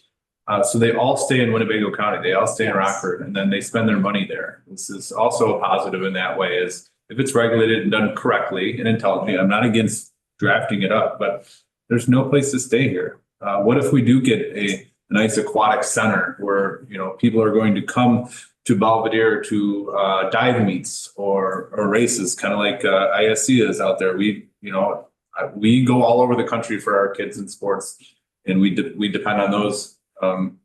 If we were here, we wouldn't have a place. But to touch on what Elisa said, there are grandparents that simply want a short-term rental to be close to their family in the summertime, just because their family lives here. And I'm not saying that's all. It does leave room for the abusers as well. But the perk of that is there is due process, but we can suspend during that due process. So when they do plead their case, that suspension can be put on there, which says suspend / revoke. They can have their due process and the neighbors then can, I'm sure, weigh in during that due process and a decision can be made. So I'm just saying there are safety nets there as well. But Mr. Wahlberg, and then I'll get to you, Mary. Thank you, Mr. Greg. So the key words in this ordinance is short term. Jessica, correct me if I'm wrong, but you can already rent out your home today as long as it is 30 days or greater or 31 days. This is for 30 days or less. Right. The way the definition indicates is less than 30 days, the way we have the definition proposed. Yeah, I mean, we can't put a limitation on people renting their homes. And Correct. the other. So I'm saying in this scenario, I just want a correction. I want to clear the record for everybody here. You could rent your house out and go to Florida for 3 months today. If your contract says so, I mean, that's, yeah. I mean, That's my understanding. I could- it says 30 days. So if it's greater than 30 days, I'm just using that as an example, correct? Yeah. Yeah. I mean, yeah. Good point. So I'm saying, what we're trying to define is less than 30 days. Right, correct. And I mean, maybe that's another metrics we look at. Maybe it shouldn't be, maybe it should be a minimum of 72 hours, 3 days. I know to Ryan's point, you're coming for a weekend. I don't know. I'm just throwing out ideas. Maybe it's a week that you have to rent it out. I don't know. I mean, this is the proposal by an applicant, right? And they are here. And I don't know if they have more to add to this or not. We have done research from other locations with regards to this use. We did it, before when we did research, finding people within the county that are unincorporated that have been operating, as well as this applicant that has been operating in this capacity, and that's why they're here. All in favor of letting the applicant and their attorney speak? After we will get there. Go ahead, Marion. Well, back to Mr. Wiltshie's motion about postponing this or putting it off. We can't do that because we got a limitation. But why can't we send it back to committee and tell them to take it out of this and put them in a licensing thing? Because if they force us to vote on this right now, in order to get this turned around and into a licensing phase, we'd have to vote it down. So you're by saying we can't send this back to committee or we can't postpone it for whatever reason, you're telling us we got one choice, either pass it or fail it. It's already been amended to be a license instead of special use. We did that. We amended this. Yeah. So we haven't worked everything out yet. No, but what staff is telling us is that we can approve the language that we have a short-term rental. We can approve that it would be in the A1 zoning because that's what the text amendment's for. And it's all subject to a license. and we can work out the details to the license later.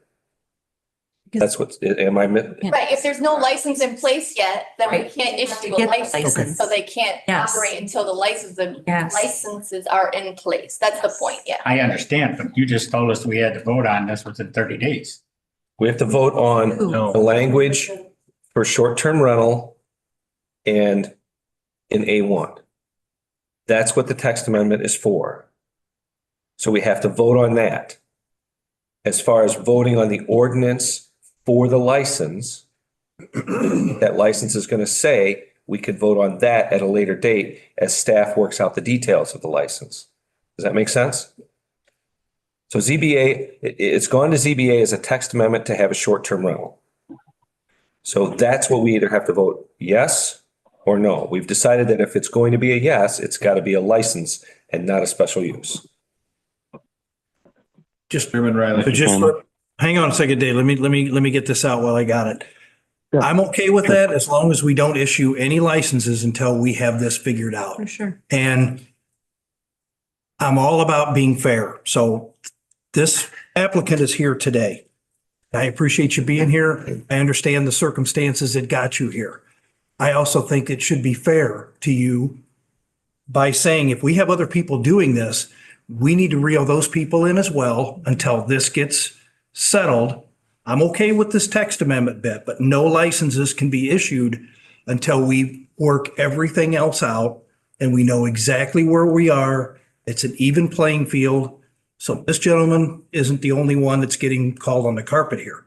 I think that's the only way we can make it fair. So we say we have 2 or 3, maybe they're not even being rented right now. I don't know, but I think they should be put on notice that they're going to have to cease operation until this has been settled, because technically right now, if I'm hearing it correctly, they're in violation. So. Are they still acting?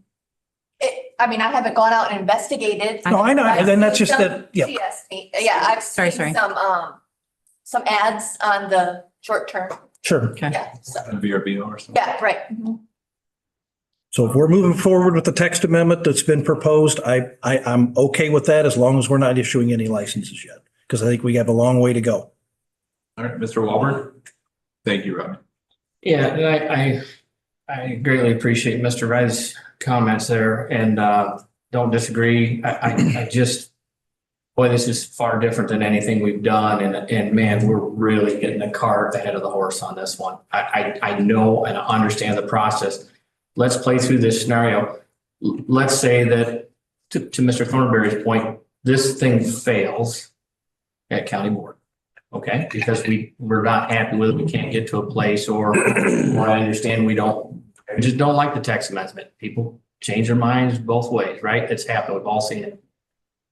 Does that then force it to go back through ZBA if it fails at the county board? No, if it fails, it fails. Correct. So because it's a text amendment, someone could apply for another text. This is an applicant applying for a text amendment. They have the right to do, anybody has a right to apply for a text amendment. This is not staff text. They wouldn't have to wait a year to do that. Not for a text amendment. That's not my Right. understanding. That's what I was thinking. So it's not going to post whatever and for 12 months. right, but they would have to reapply and pay the fee and we'd publish and it would go through ZBA and it would, delay their timeline, but that, that's part of the process too.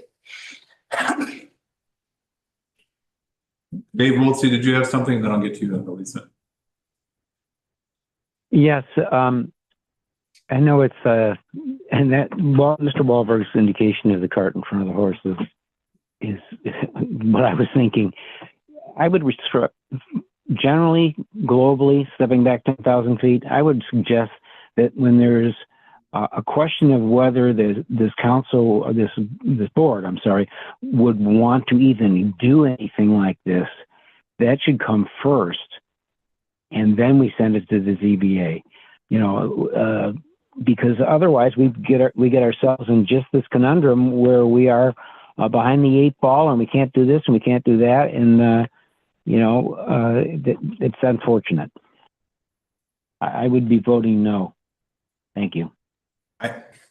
Personally, I feel like we're stuck in 1985 here sometimes. And I feel like we have to I know change isn't easy, but I feel like we rob ourselves of a tax base. We rob ourselves of a tourism as little as it may be. We rob ourselves of opportunities for people to want to come here with a stagnant code. And when we dove into the lot of record, oh my gosh, I think it hadn't been amended since what, 1967 or was it 76? I could make 78. 78. And to see that nothing had changed or very minimal change or there had been stagnant for that long. Now there are reasons that we have those codes and to protect, the people who do live here. So I think that's extremely important because that's who comes first. But I feel like we rob all of these opportunities to do something good because of the what ifs. Now, if you put in place strict rules to combat the what ifs, then we give that opportunity while still protecting the people who live here. And I feel like that's what we do by robbing this. I feel like in the Marine Corps, we use an acronym KISS, keep it simple, stupid. And I feel like all we do is throw these, we complicate it by 14 amendments when all we need to do is make a list of what we want and what we can agree upon and hammer it out and then create something. But I understand the hesitancy. I just wish that we'd done some homework prior to coming maybe, and then been a little bit further ahead during the meeting. But Mr. Wahlberg, you were next. Then you mentioned you wanted to hear from the applicant. Yeah, I'm sorry. Please. Is that okay with everybody? No? Please. Yes. I mean, I'm happy. Do I need to swear myself in, right? Yeah. Just please state your name and address for the record. Jared Winkleman, and I live at 1005 South in Park Ridge, Illinois, is where I permanently reside. So I'm happy to answer any questions. One, there are a few, I guess, things that I would like to clarify. One, we did not buy this property as an investment property. It wasn't even our intention, Airbnb or short-term rentals. And when we bought it, it had been on the market for over a year.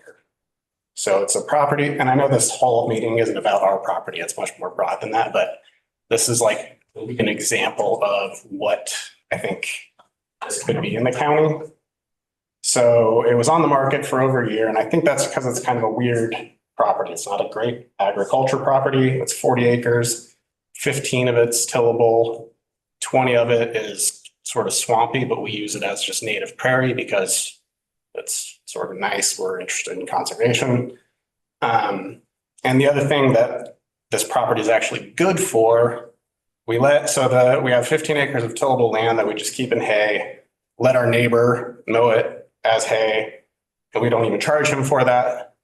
So we have, I think, a good working relationship with neighboring farms, in part just because they then can help us really maintain the property and keep it what we want it to be. So our interests, I think, are perfectly aligned with the county's interests, and that what we sort of want, what we liked about this area is that it's peaceful. It's not a tourist destination, but I think Boone County is actually quite beautiful. And our little valley with the creek running through it is quite beautiful. And that's why we bought it. And then sort of we got in, maybe our financial situation was not as strong as we thought. And so that's when we started doing short-term rentals, which I think probably this is something that a lot of people can relate to. When you're in a situation, you need a way to make money, you do what you can. And we weren't aware that we weren't allowed to do short-term rentals at the time. But like you said, people are doing it. We saw people are doing it. We don't understand the code. We didn't know how to read it. So we didn't comply, but we are here to comply now. A thing about our family, the reason we're drawn to this is we grew up, I'm from northeastern Indiana, small town, countryside. My partner is from Michigan. Also, she's from a small town. We're attracted to Boone County because it sort of gets into our bones.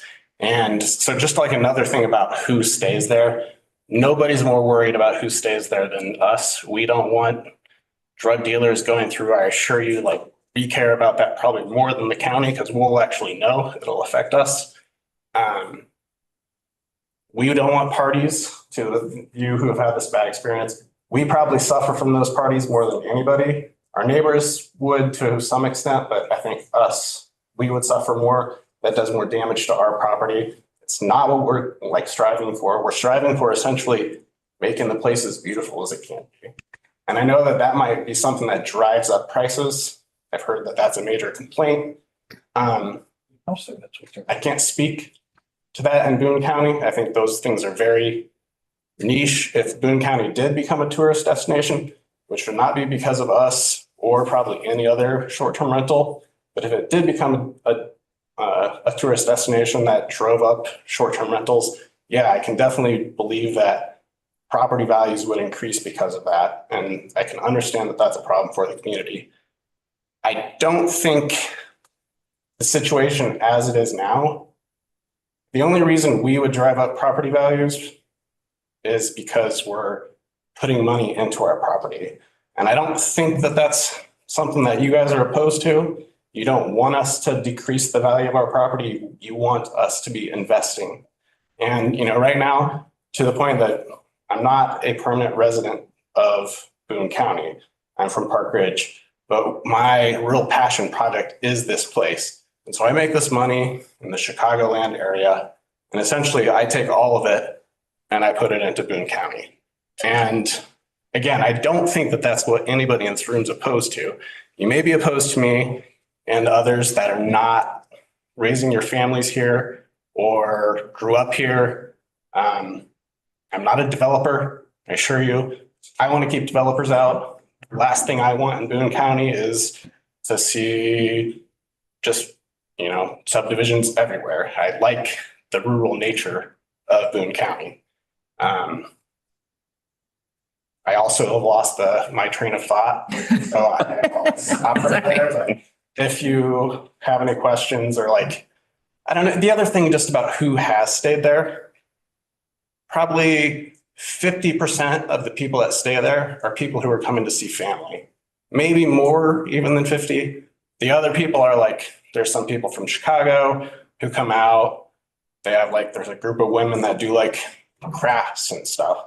They've been repeat guests. There's somebody who comes, my biggest concern about a repeat person who stayed is somebody that I think maybe has sold puppies. And they are using our farm property as this location where they can then sell puppies, and it looks like they were raised on a farm. We can't prove that, but that's the worst thing that I could say has possibly happened. To the point that there's no hotel in Boone County. That's why I think most of our guests are people who just are here to visit family. They've moved to all other parts of the country and are just back. They're back for holidays or just weddings or whatever. So in that sense, I think we're really providing a service to the people of Boone County.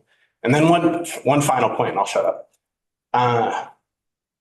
The other thing is this, it hurts me financially with this stall. I'll survive. It's hard. You can go through all my records. I'm not some wealthy businessman from Chicago coming out here. It's sort of a struggle not being able to do this. And at some point we would have to sell. And maybe that is what you guys want. But the other thing too, though, is that our very tiny business does have real consequences for people who do the work there. So there aren't many people who do work, but we have a cleaner, lives in Loves Park. She works part-time at UPS and then has a cleaning business on the side. We are her primary client. And right now, I think she actually is struggling because she doesn't make that $250 every, maybe 2 or 3 weekends a month during the warm months. So it does have real consequences. There are a lot of hypothetical problems, and I understand all of your points, and I can see the sort of the reasons why you would be hesitant about allowing this new thing, but there are also benefits like that. It's a tiny business, but it helps people who need some extra income for cleaning, we're invested in the place. We're likely, if we have money coming in from it, we're likely to put more money back in. That's like contractors, it's electricians. And I'm not talking about, development of the place. I'm talking about just making it nicer. So with that, I'll stop and answer questions. Yeah, Chairman Johnson. Thank you, by the way. Yes, thank you. Thank you. Thanks for the opportunity. Impassioned. Sorry, I didn't let it. Oh, absolutely. It's for somebody that's not, if you're not used to standing before a body and having to talk, it can be difficult. So you did quite well. So thank you. Couple questions for you. First off, you've had several people rent your place to this point. How many bad apples have you had? At the very beginning, we had one group that was bad. Mm-hmm. I think they might have even had a party. We didn't get any complaints from our neighbors because we're in a pretty rural area. We have one neighbor that's right next to us and they didn't even complain to us, but we saw the consequences in the house. And that's primarily because we didn't know what we were doing. We didn't know you should have something in your language saying that if you are caught having a party, there is a violation. And not to debate this or argue, but I think that's one of the benefits of having to go through licensing is that the county can help people like us set up that business in the proper way. And I don't know what other people are doing, but we would have liked to have had that from the beginning because we did have a bad apple at the beginning. And after that, you do a couple things, you make sure that they have to actually send you a message so it's a real person who's willing to talk to you, not just automatically book. That was when the bad apple happened.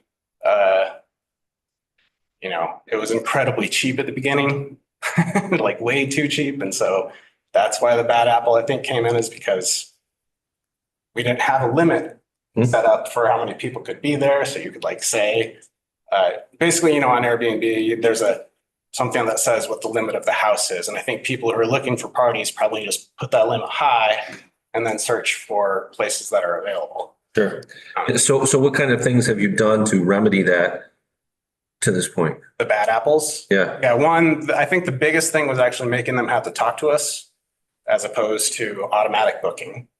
The second thing is actually having something in our language saying that if you are caught with a party, there is a fee. And we've had it at $1,000, but I think we've heard of other people even putting it up to $10,000 fee just because it's crazy and people, you can get away with it if you have it in the statement and they sign it. Mm-hmm.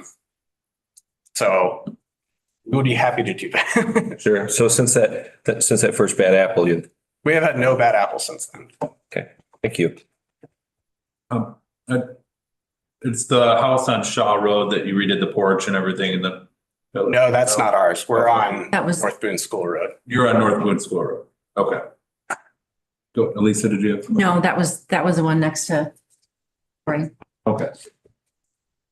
Anybody else have any question for the pilot? I have a question. Go ahead, Elisa. How long have you done it? So we bought the property in 2021, and I think we first did it January 2023. And can you tell me, do you know how many bookings you've had? So if you've done it for about 2 years? Yeah, I would say we've had probably 40. Okay. During the summer months, Where? If we don't have it blocked off for our own use, it usually gets booked from second half of May through first half of September. Okay. Okay, thank you. Appreciate your honesty, by the way. Thank you. Anybody else have any questions? All right. Thank you. Thank you. All right, back to the debate on the ordinance itself for zoning itself. Chairman. Just to highlight a couple things that you mentioned, Ryan.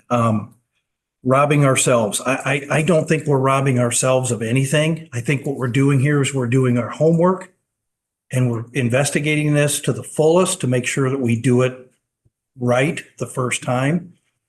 I think the only people we would be robbing at this point would be the citizens that live near any of these rentals, in case there is an issue.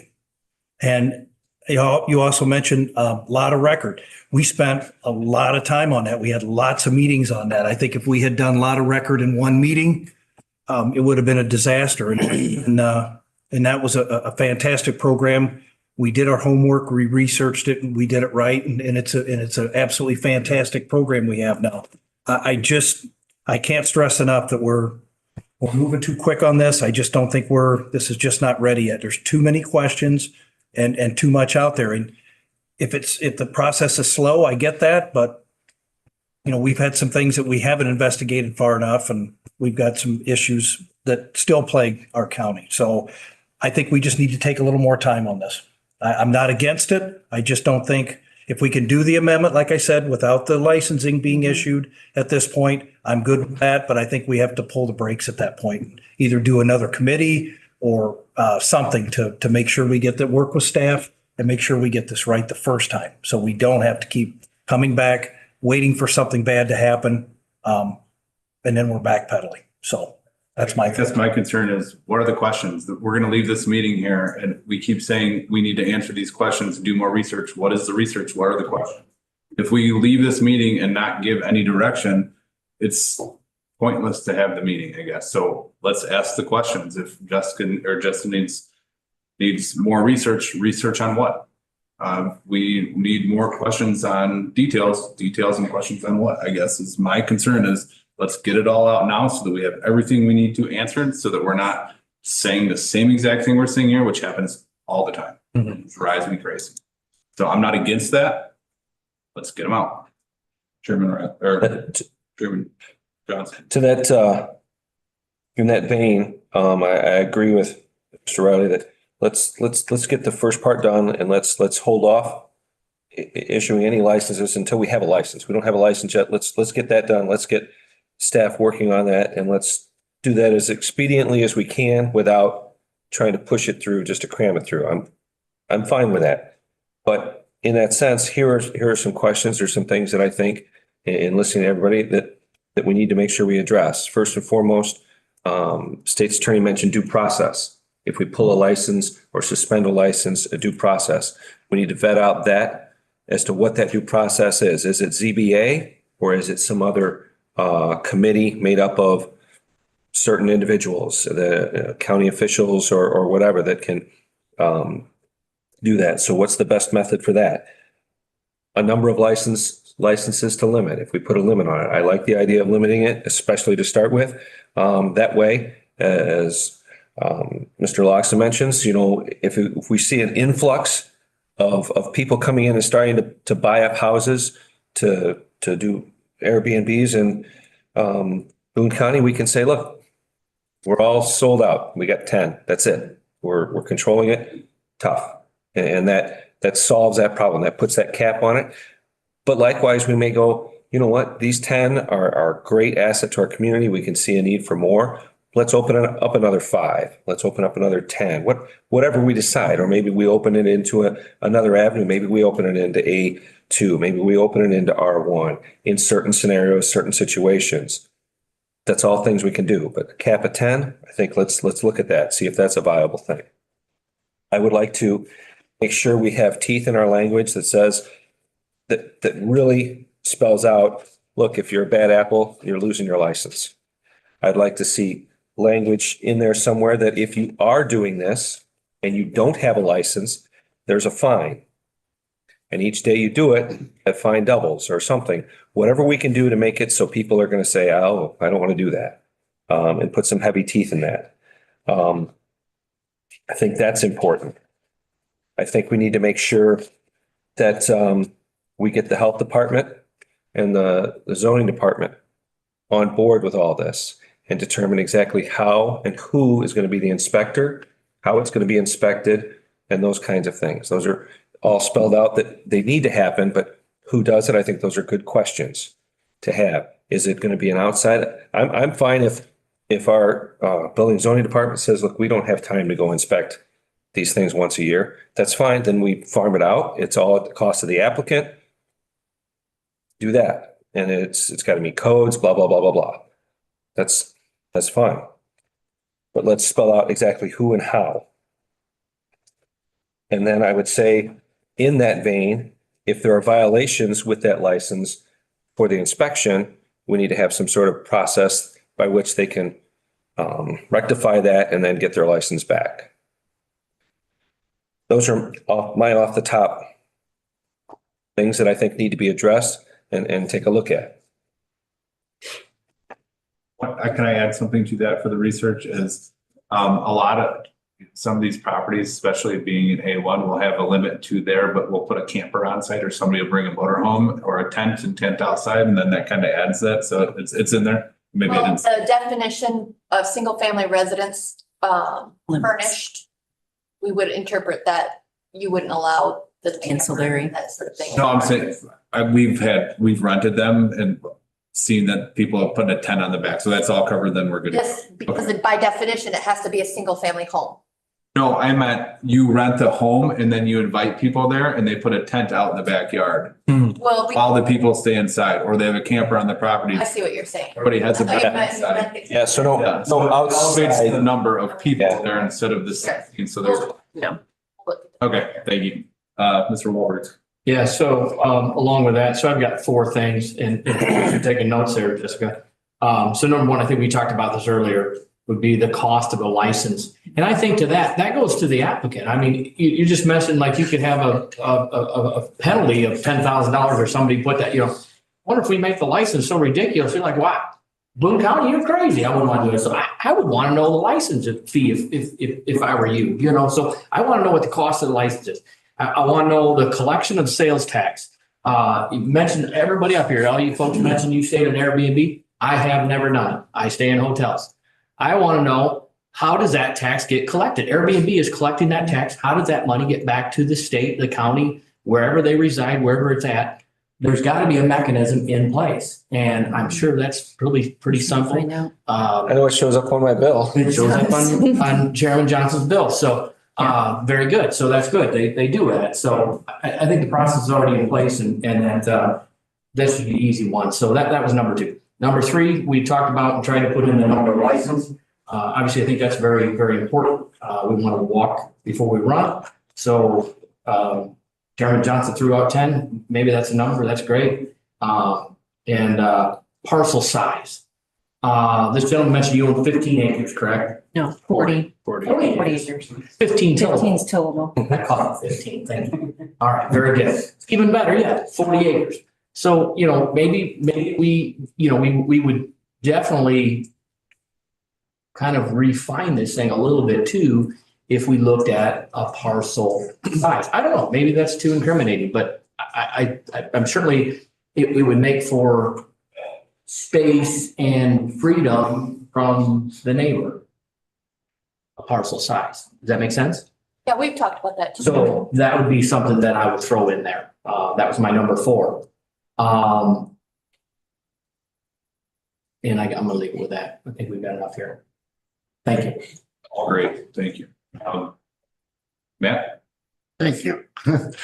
My question. You're too quiet, just got to wave or something. Yeah, well, gonna be polite. I commend you for what you want to do, sir.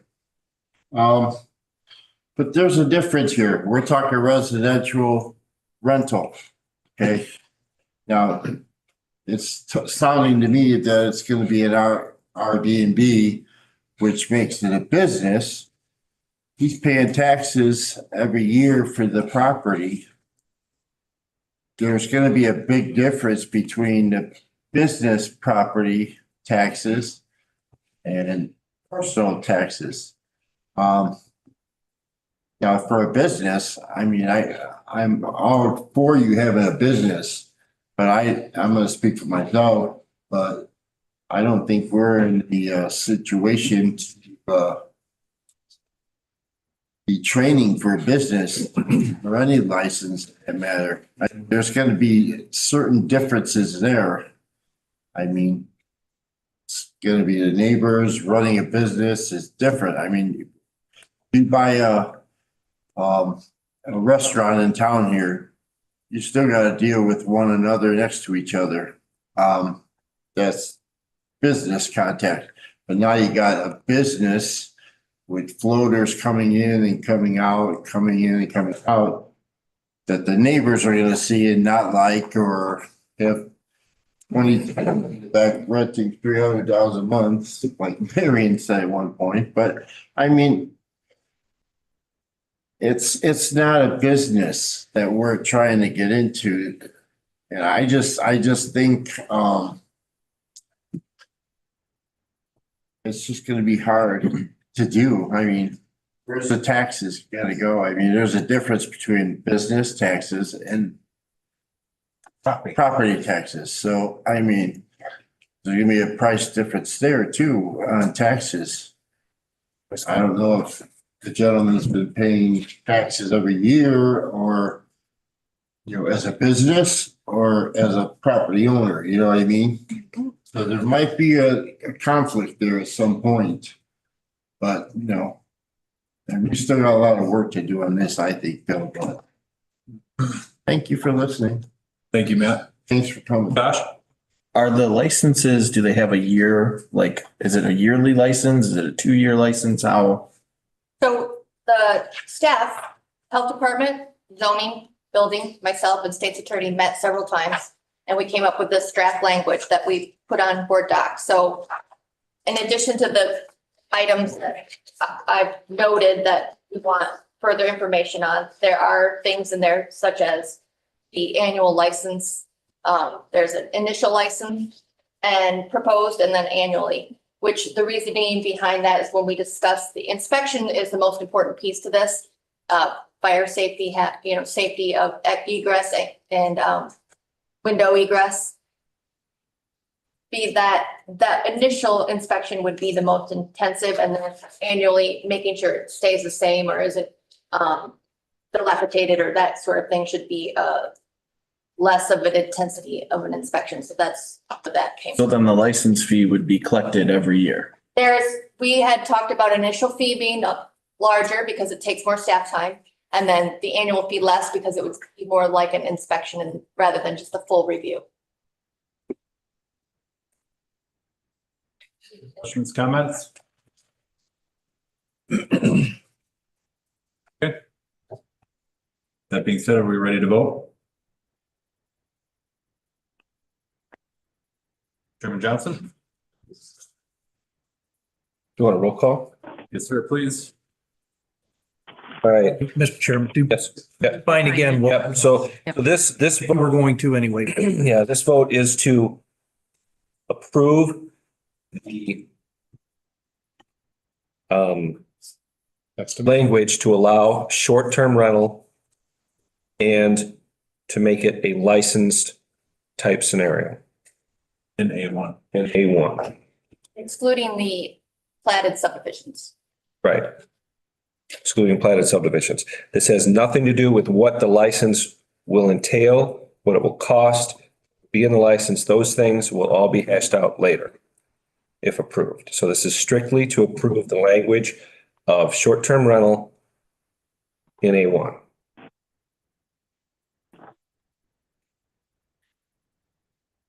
Carl Johnson, yes.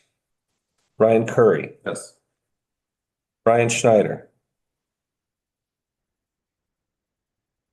No. Dave Wiltsey. No. Josh Shoemaker. Yes. Tom Wahlberg. No. Elisa Patterson. Yes. Dana Logston. No. Matt Regano. No. Rodney Riley. No. Marion Thornberry. No. Motion fails. This will still go to full board to be voted on again at the full board in 2 weeks. Okay, moving on. 9.3. Motion to approve the purchase of the John Deere 5075E tractor in the amount of $57,000. Motion made by Tom Wahlberg, seconded by Brian Schneider. Discussion? Go ahead, Justin. I've got all the information up there. There's 3 tractors that we identified as desirable. All the information's on board docs. The John Deere, we do have existing John Deere tractors on in our fleet. John Deere, as I mentioned in the documents on board docs, John Deere does have a good resale value. The one that we recommend is the only one that's in stock. All the other tractors have to be special ordered. And the delivery date is, we're not assured to be able to meet the specified delivery date. I'm available for any questions. Any questions for Justin? Seeing none, do we, all those in favor say aye? Aye. All opposed, same sign. Motion carries. Thank you, Justin. Guessing you're still up here. I need a motion to approve Federal Surface Transportation Block Grant Consultant Selection for Woodstock Road Realignment Phase 1 and 2 is presented. So moved. Motion made by Rodney Riley, seconded by Marion Thornberry. Discussion. So this is for the Woodstock Road realignment between 76 to the west and Poplar Grove Road to, the Conservation District land to the east, which is where our existing project terminates when we're relocating the bridge between the Conservation District over the Piscasaw, between the Conservation District and Grange Hall Road. So this would be doing the phase 1 and phase 2. I just had a in-person meeting with IDOT yesterday. They are in the process of eliminating the north roundabout based on our direction and moving Woodstock Road down so that we're eliminating one intersection. Phase 1 and phase 2. So phase 1 is planning and programming. Phase 2 is design, and then phase 3 is construction. A lot of the construction grants and programs that I go for are project readiness is a key component. So we need to, in order to get through and get construction money, you need to show that you've gotten through this phase 1 and phase 2, and that's what you have in front of you here tonight. This would be to award or select a consultant. I did a qualification-based selection process as required by Illinois state law. I didn't, in this case, I didn't pick one consultant. There was two that kind of rose above, IMEG and Willett Hoffman. So I used the Poplar Grove Road as the dividing line between those two. I'm still negotiating the fees for those. They've given me numbers back. I'm telling you, hey, you got to sharpen your pencil. So, and that's the way the process goes with this is that they put together the qualifications. The selection is made based on qualifications, and at that point, then you negotiate the fees. Part of that fee negotiation is scope. Most of these consultants have hourly rates, and so then you negotiate the time that is anticipated to work on the project, and you change scope, or you discuss what they have for hours. And that's what I'm in right now in that process, and I hope to have that done here in the next week or so. So yeah, this I would like to move forward with this just to get us in a better position to secure construction money, and then also it will assure us that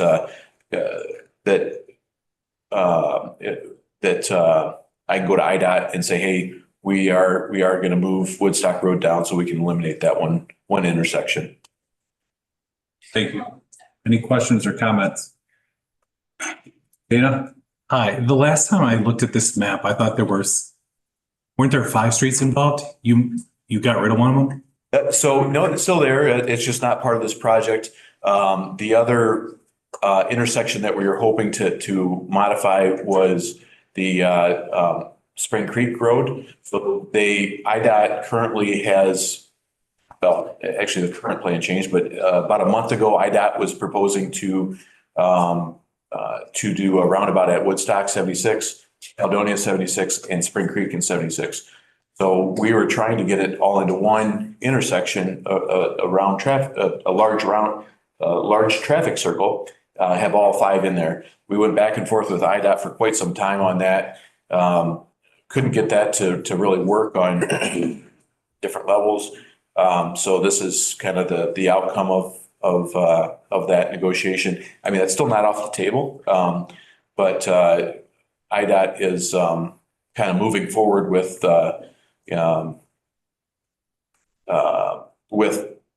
this current project. So yeah, we tried to get them all into one, and we couldn't get IDOT to budge on that. So yeah, this is our kind of our next best option. Instead of 3 intersections, now we're down to 2 intersections. We want to get to 1 intersection.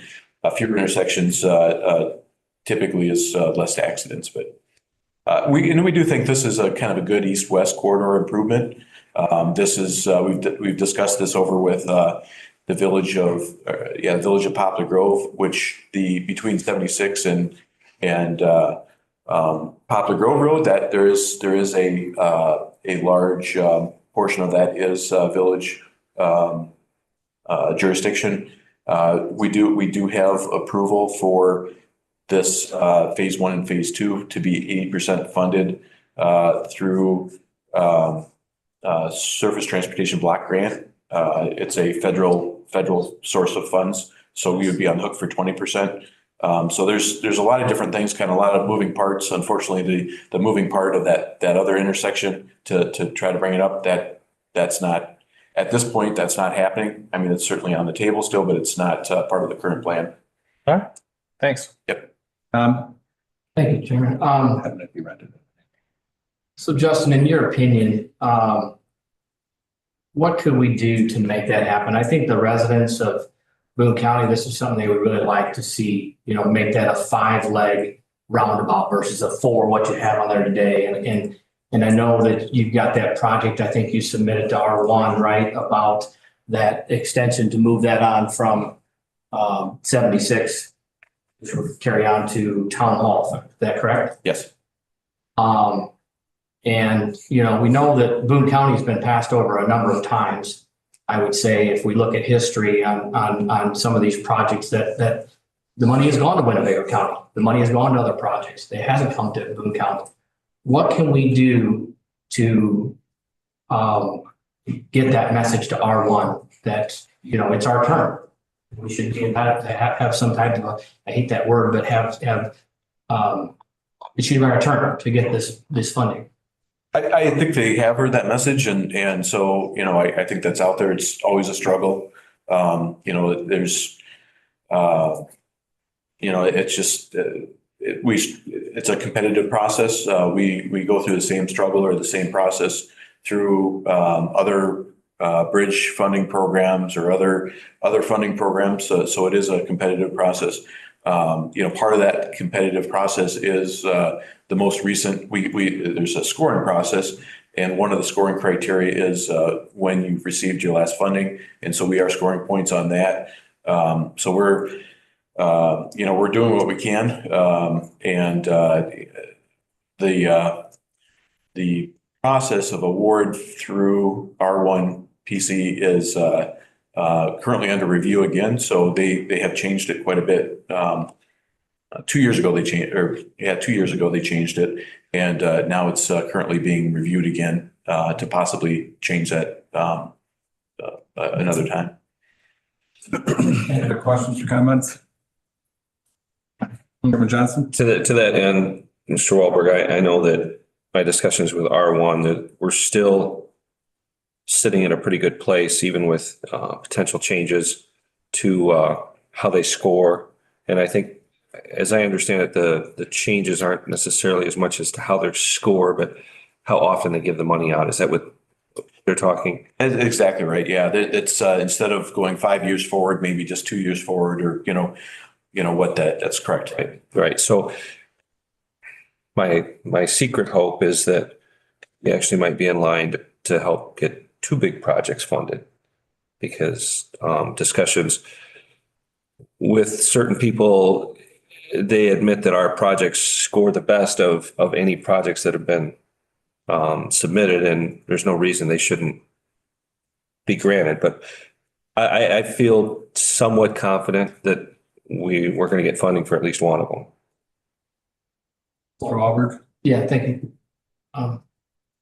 Tim Ryan, Curry. So I think that, that was my point. We've scored very high and we've been passed over for a number of years. And so it's our turn. Fingers crossed. Becky? We had a SEDS meeting on Wednesday with R1, and they specifically asked me for the number one project that they wanted to see funded for Boone County. And I said, the town hall realignment project, and everybody shook their head and there were notes taken and they're well aware of it. And hopefully it's our turn. Any other questions for Justin? All those in favor say aye. Aye. All opposed, same sign. Carries. Item 9.5, motion to approve the proposed Public Works Mutual Aid Agreement. So, no. Motion made by Please, yep. Rodney Riley, seconded by Chairman Johnson. Discussion?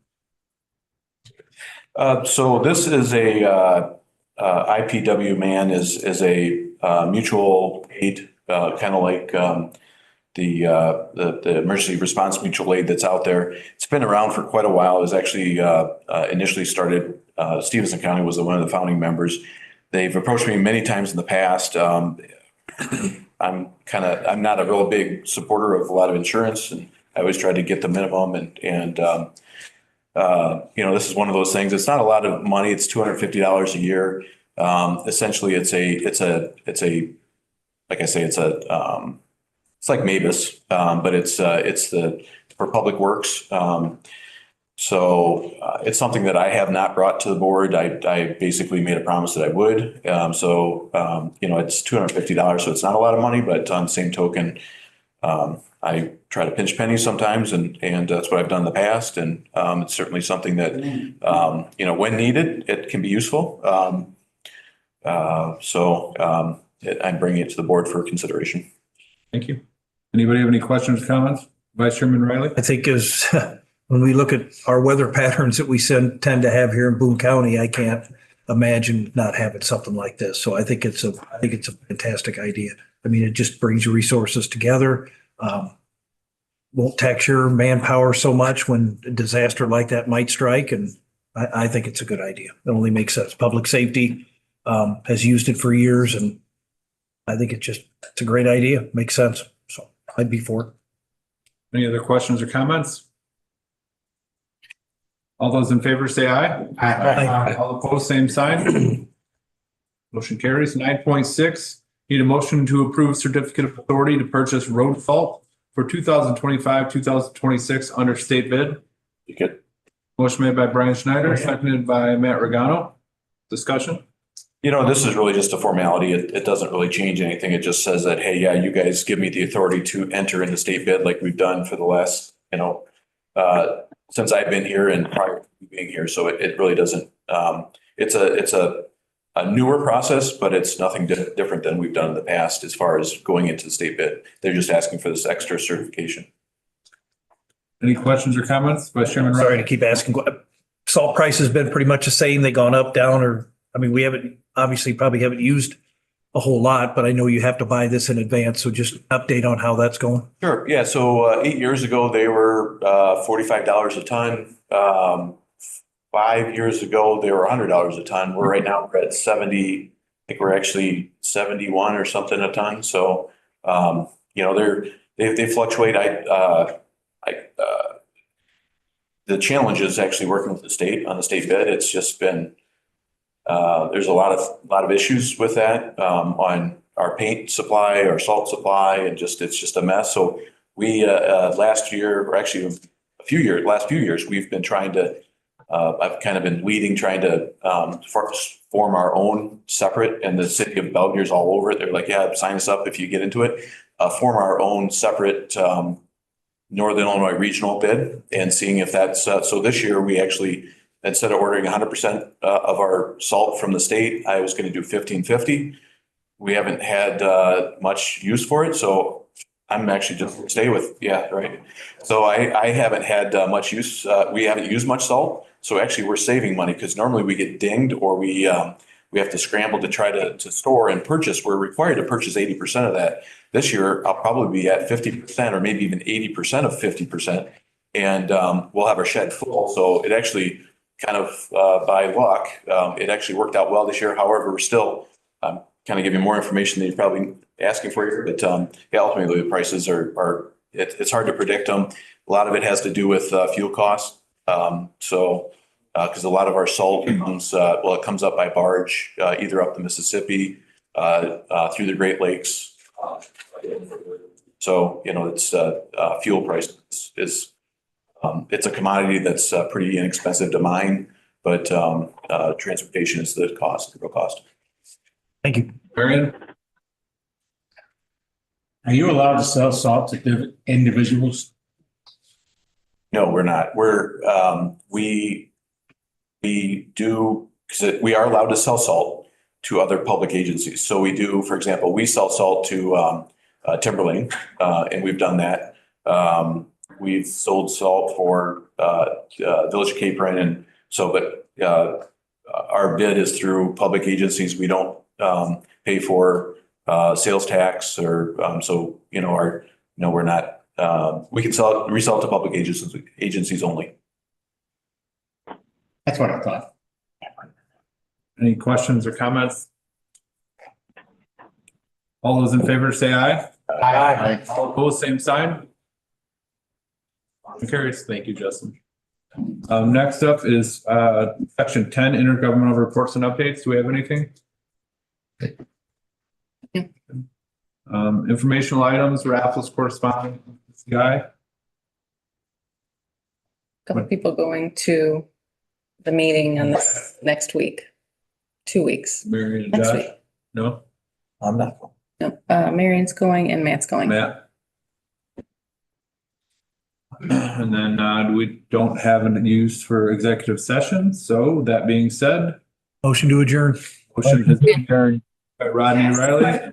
Sorry to interrupt. Second. Cannot. I can't ask a question. Negative, I am sorry. We were late for a public comment because we ran into very bad traffic from Chicago. I drove almost 2 hours, so we would appreciate 6 minutes. I mean, you can allow it if you like. All right, we'll hold off on that. We will allow you your 6 minutes. State your name and your address when approaching the podium. Okay. And then please fill out a form that's on that table. Fill out forms. All right, thank you. Bring those up to me if you would, please.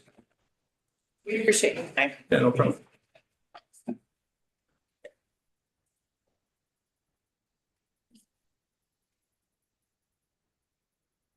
Should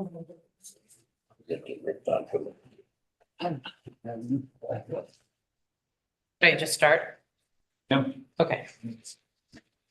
Sorry, let me. Just again, please name and address into the microphone prior. Sure. Jody Whitaker address, Yes, please. 7056 North Damon, Chicago, Illinois. Good evening, Boone County board members. My name is Jody Whitaker. I represent Showing Animals Respect and Kindness. We've all seen sharks footage of steer tailings. So every year from spring to fall in Boone County, timid and gentle steers are terrorized for hours.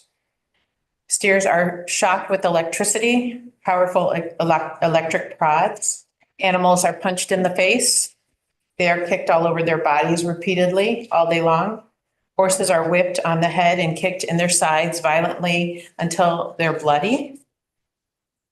Animals are overworked and run over and over again to the point of exhaustion. We've even seen men biting steers on their tails to get them to move, biting their own tails. Some animals become lame and have difficulty standing up or walking. The unlucky ones are paralyzed or have their tails degloved, where part of their tails are ripped from their bodies.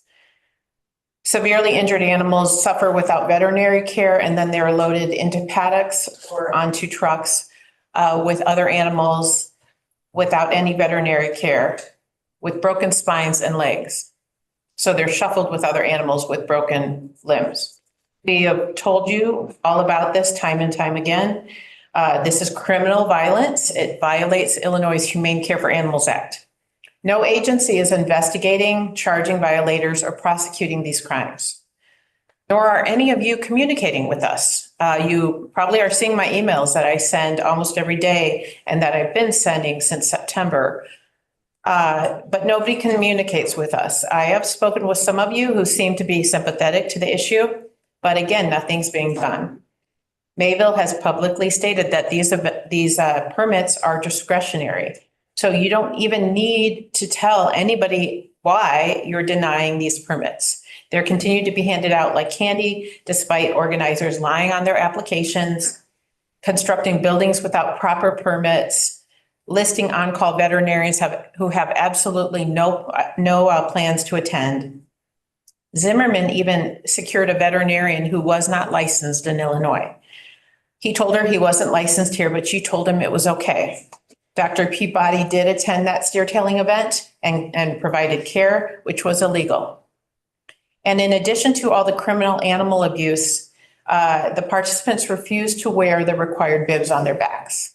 We have alerted you to this many times. They wear them around their legs, around their arms, and they cannot be easily identified. Sheriff Young stated in a November 18th email to me, I have continually been briefing with my chief deputy and lieutenant. Sorry, your 3 minutes is up.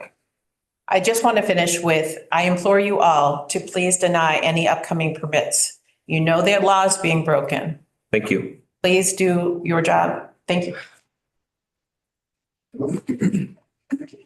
While we're in executive session. We're not in executive session. Or not executive session, excuse me. According to the Illinois State Code for county boards, any elected official can ask for something to be put on the agenda. As such, I am asking that the veterinarian portion of our ordinance be put back on the agenda so we can discuss and affect DBA. Thank you. Go ahead, public comment. Catherine Cruz, 2019 West Iowa Street, Chicago, Illinois. I'm tired and I'm actually kind of touched that you guys allowed us to speak out of turn. I know I was very upset that I was late and threw away the opportunity to talk to you guys. So my original statement was kind of mean and, you know, I'm an optimist. You guys gave me a little hope that this issue will be resolved one day. I will leave you with this. There's an old saying that goes, the only thing necessary for the triumph of evil is for good men to do nothing. So please keep.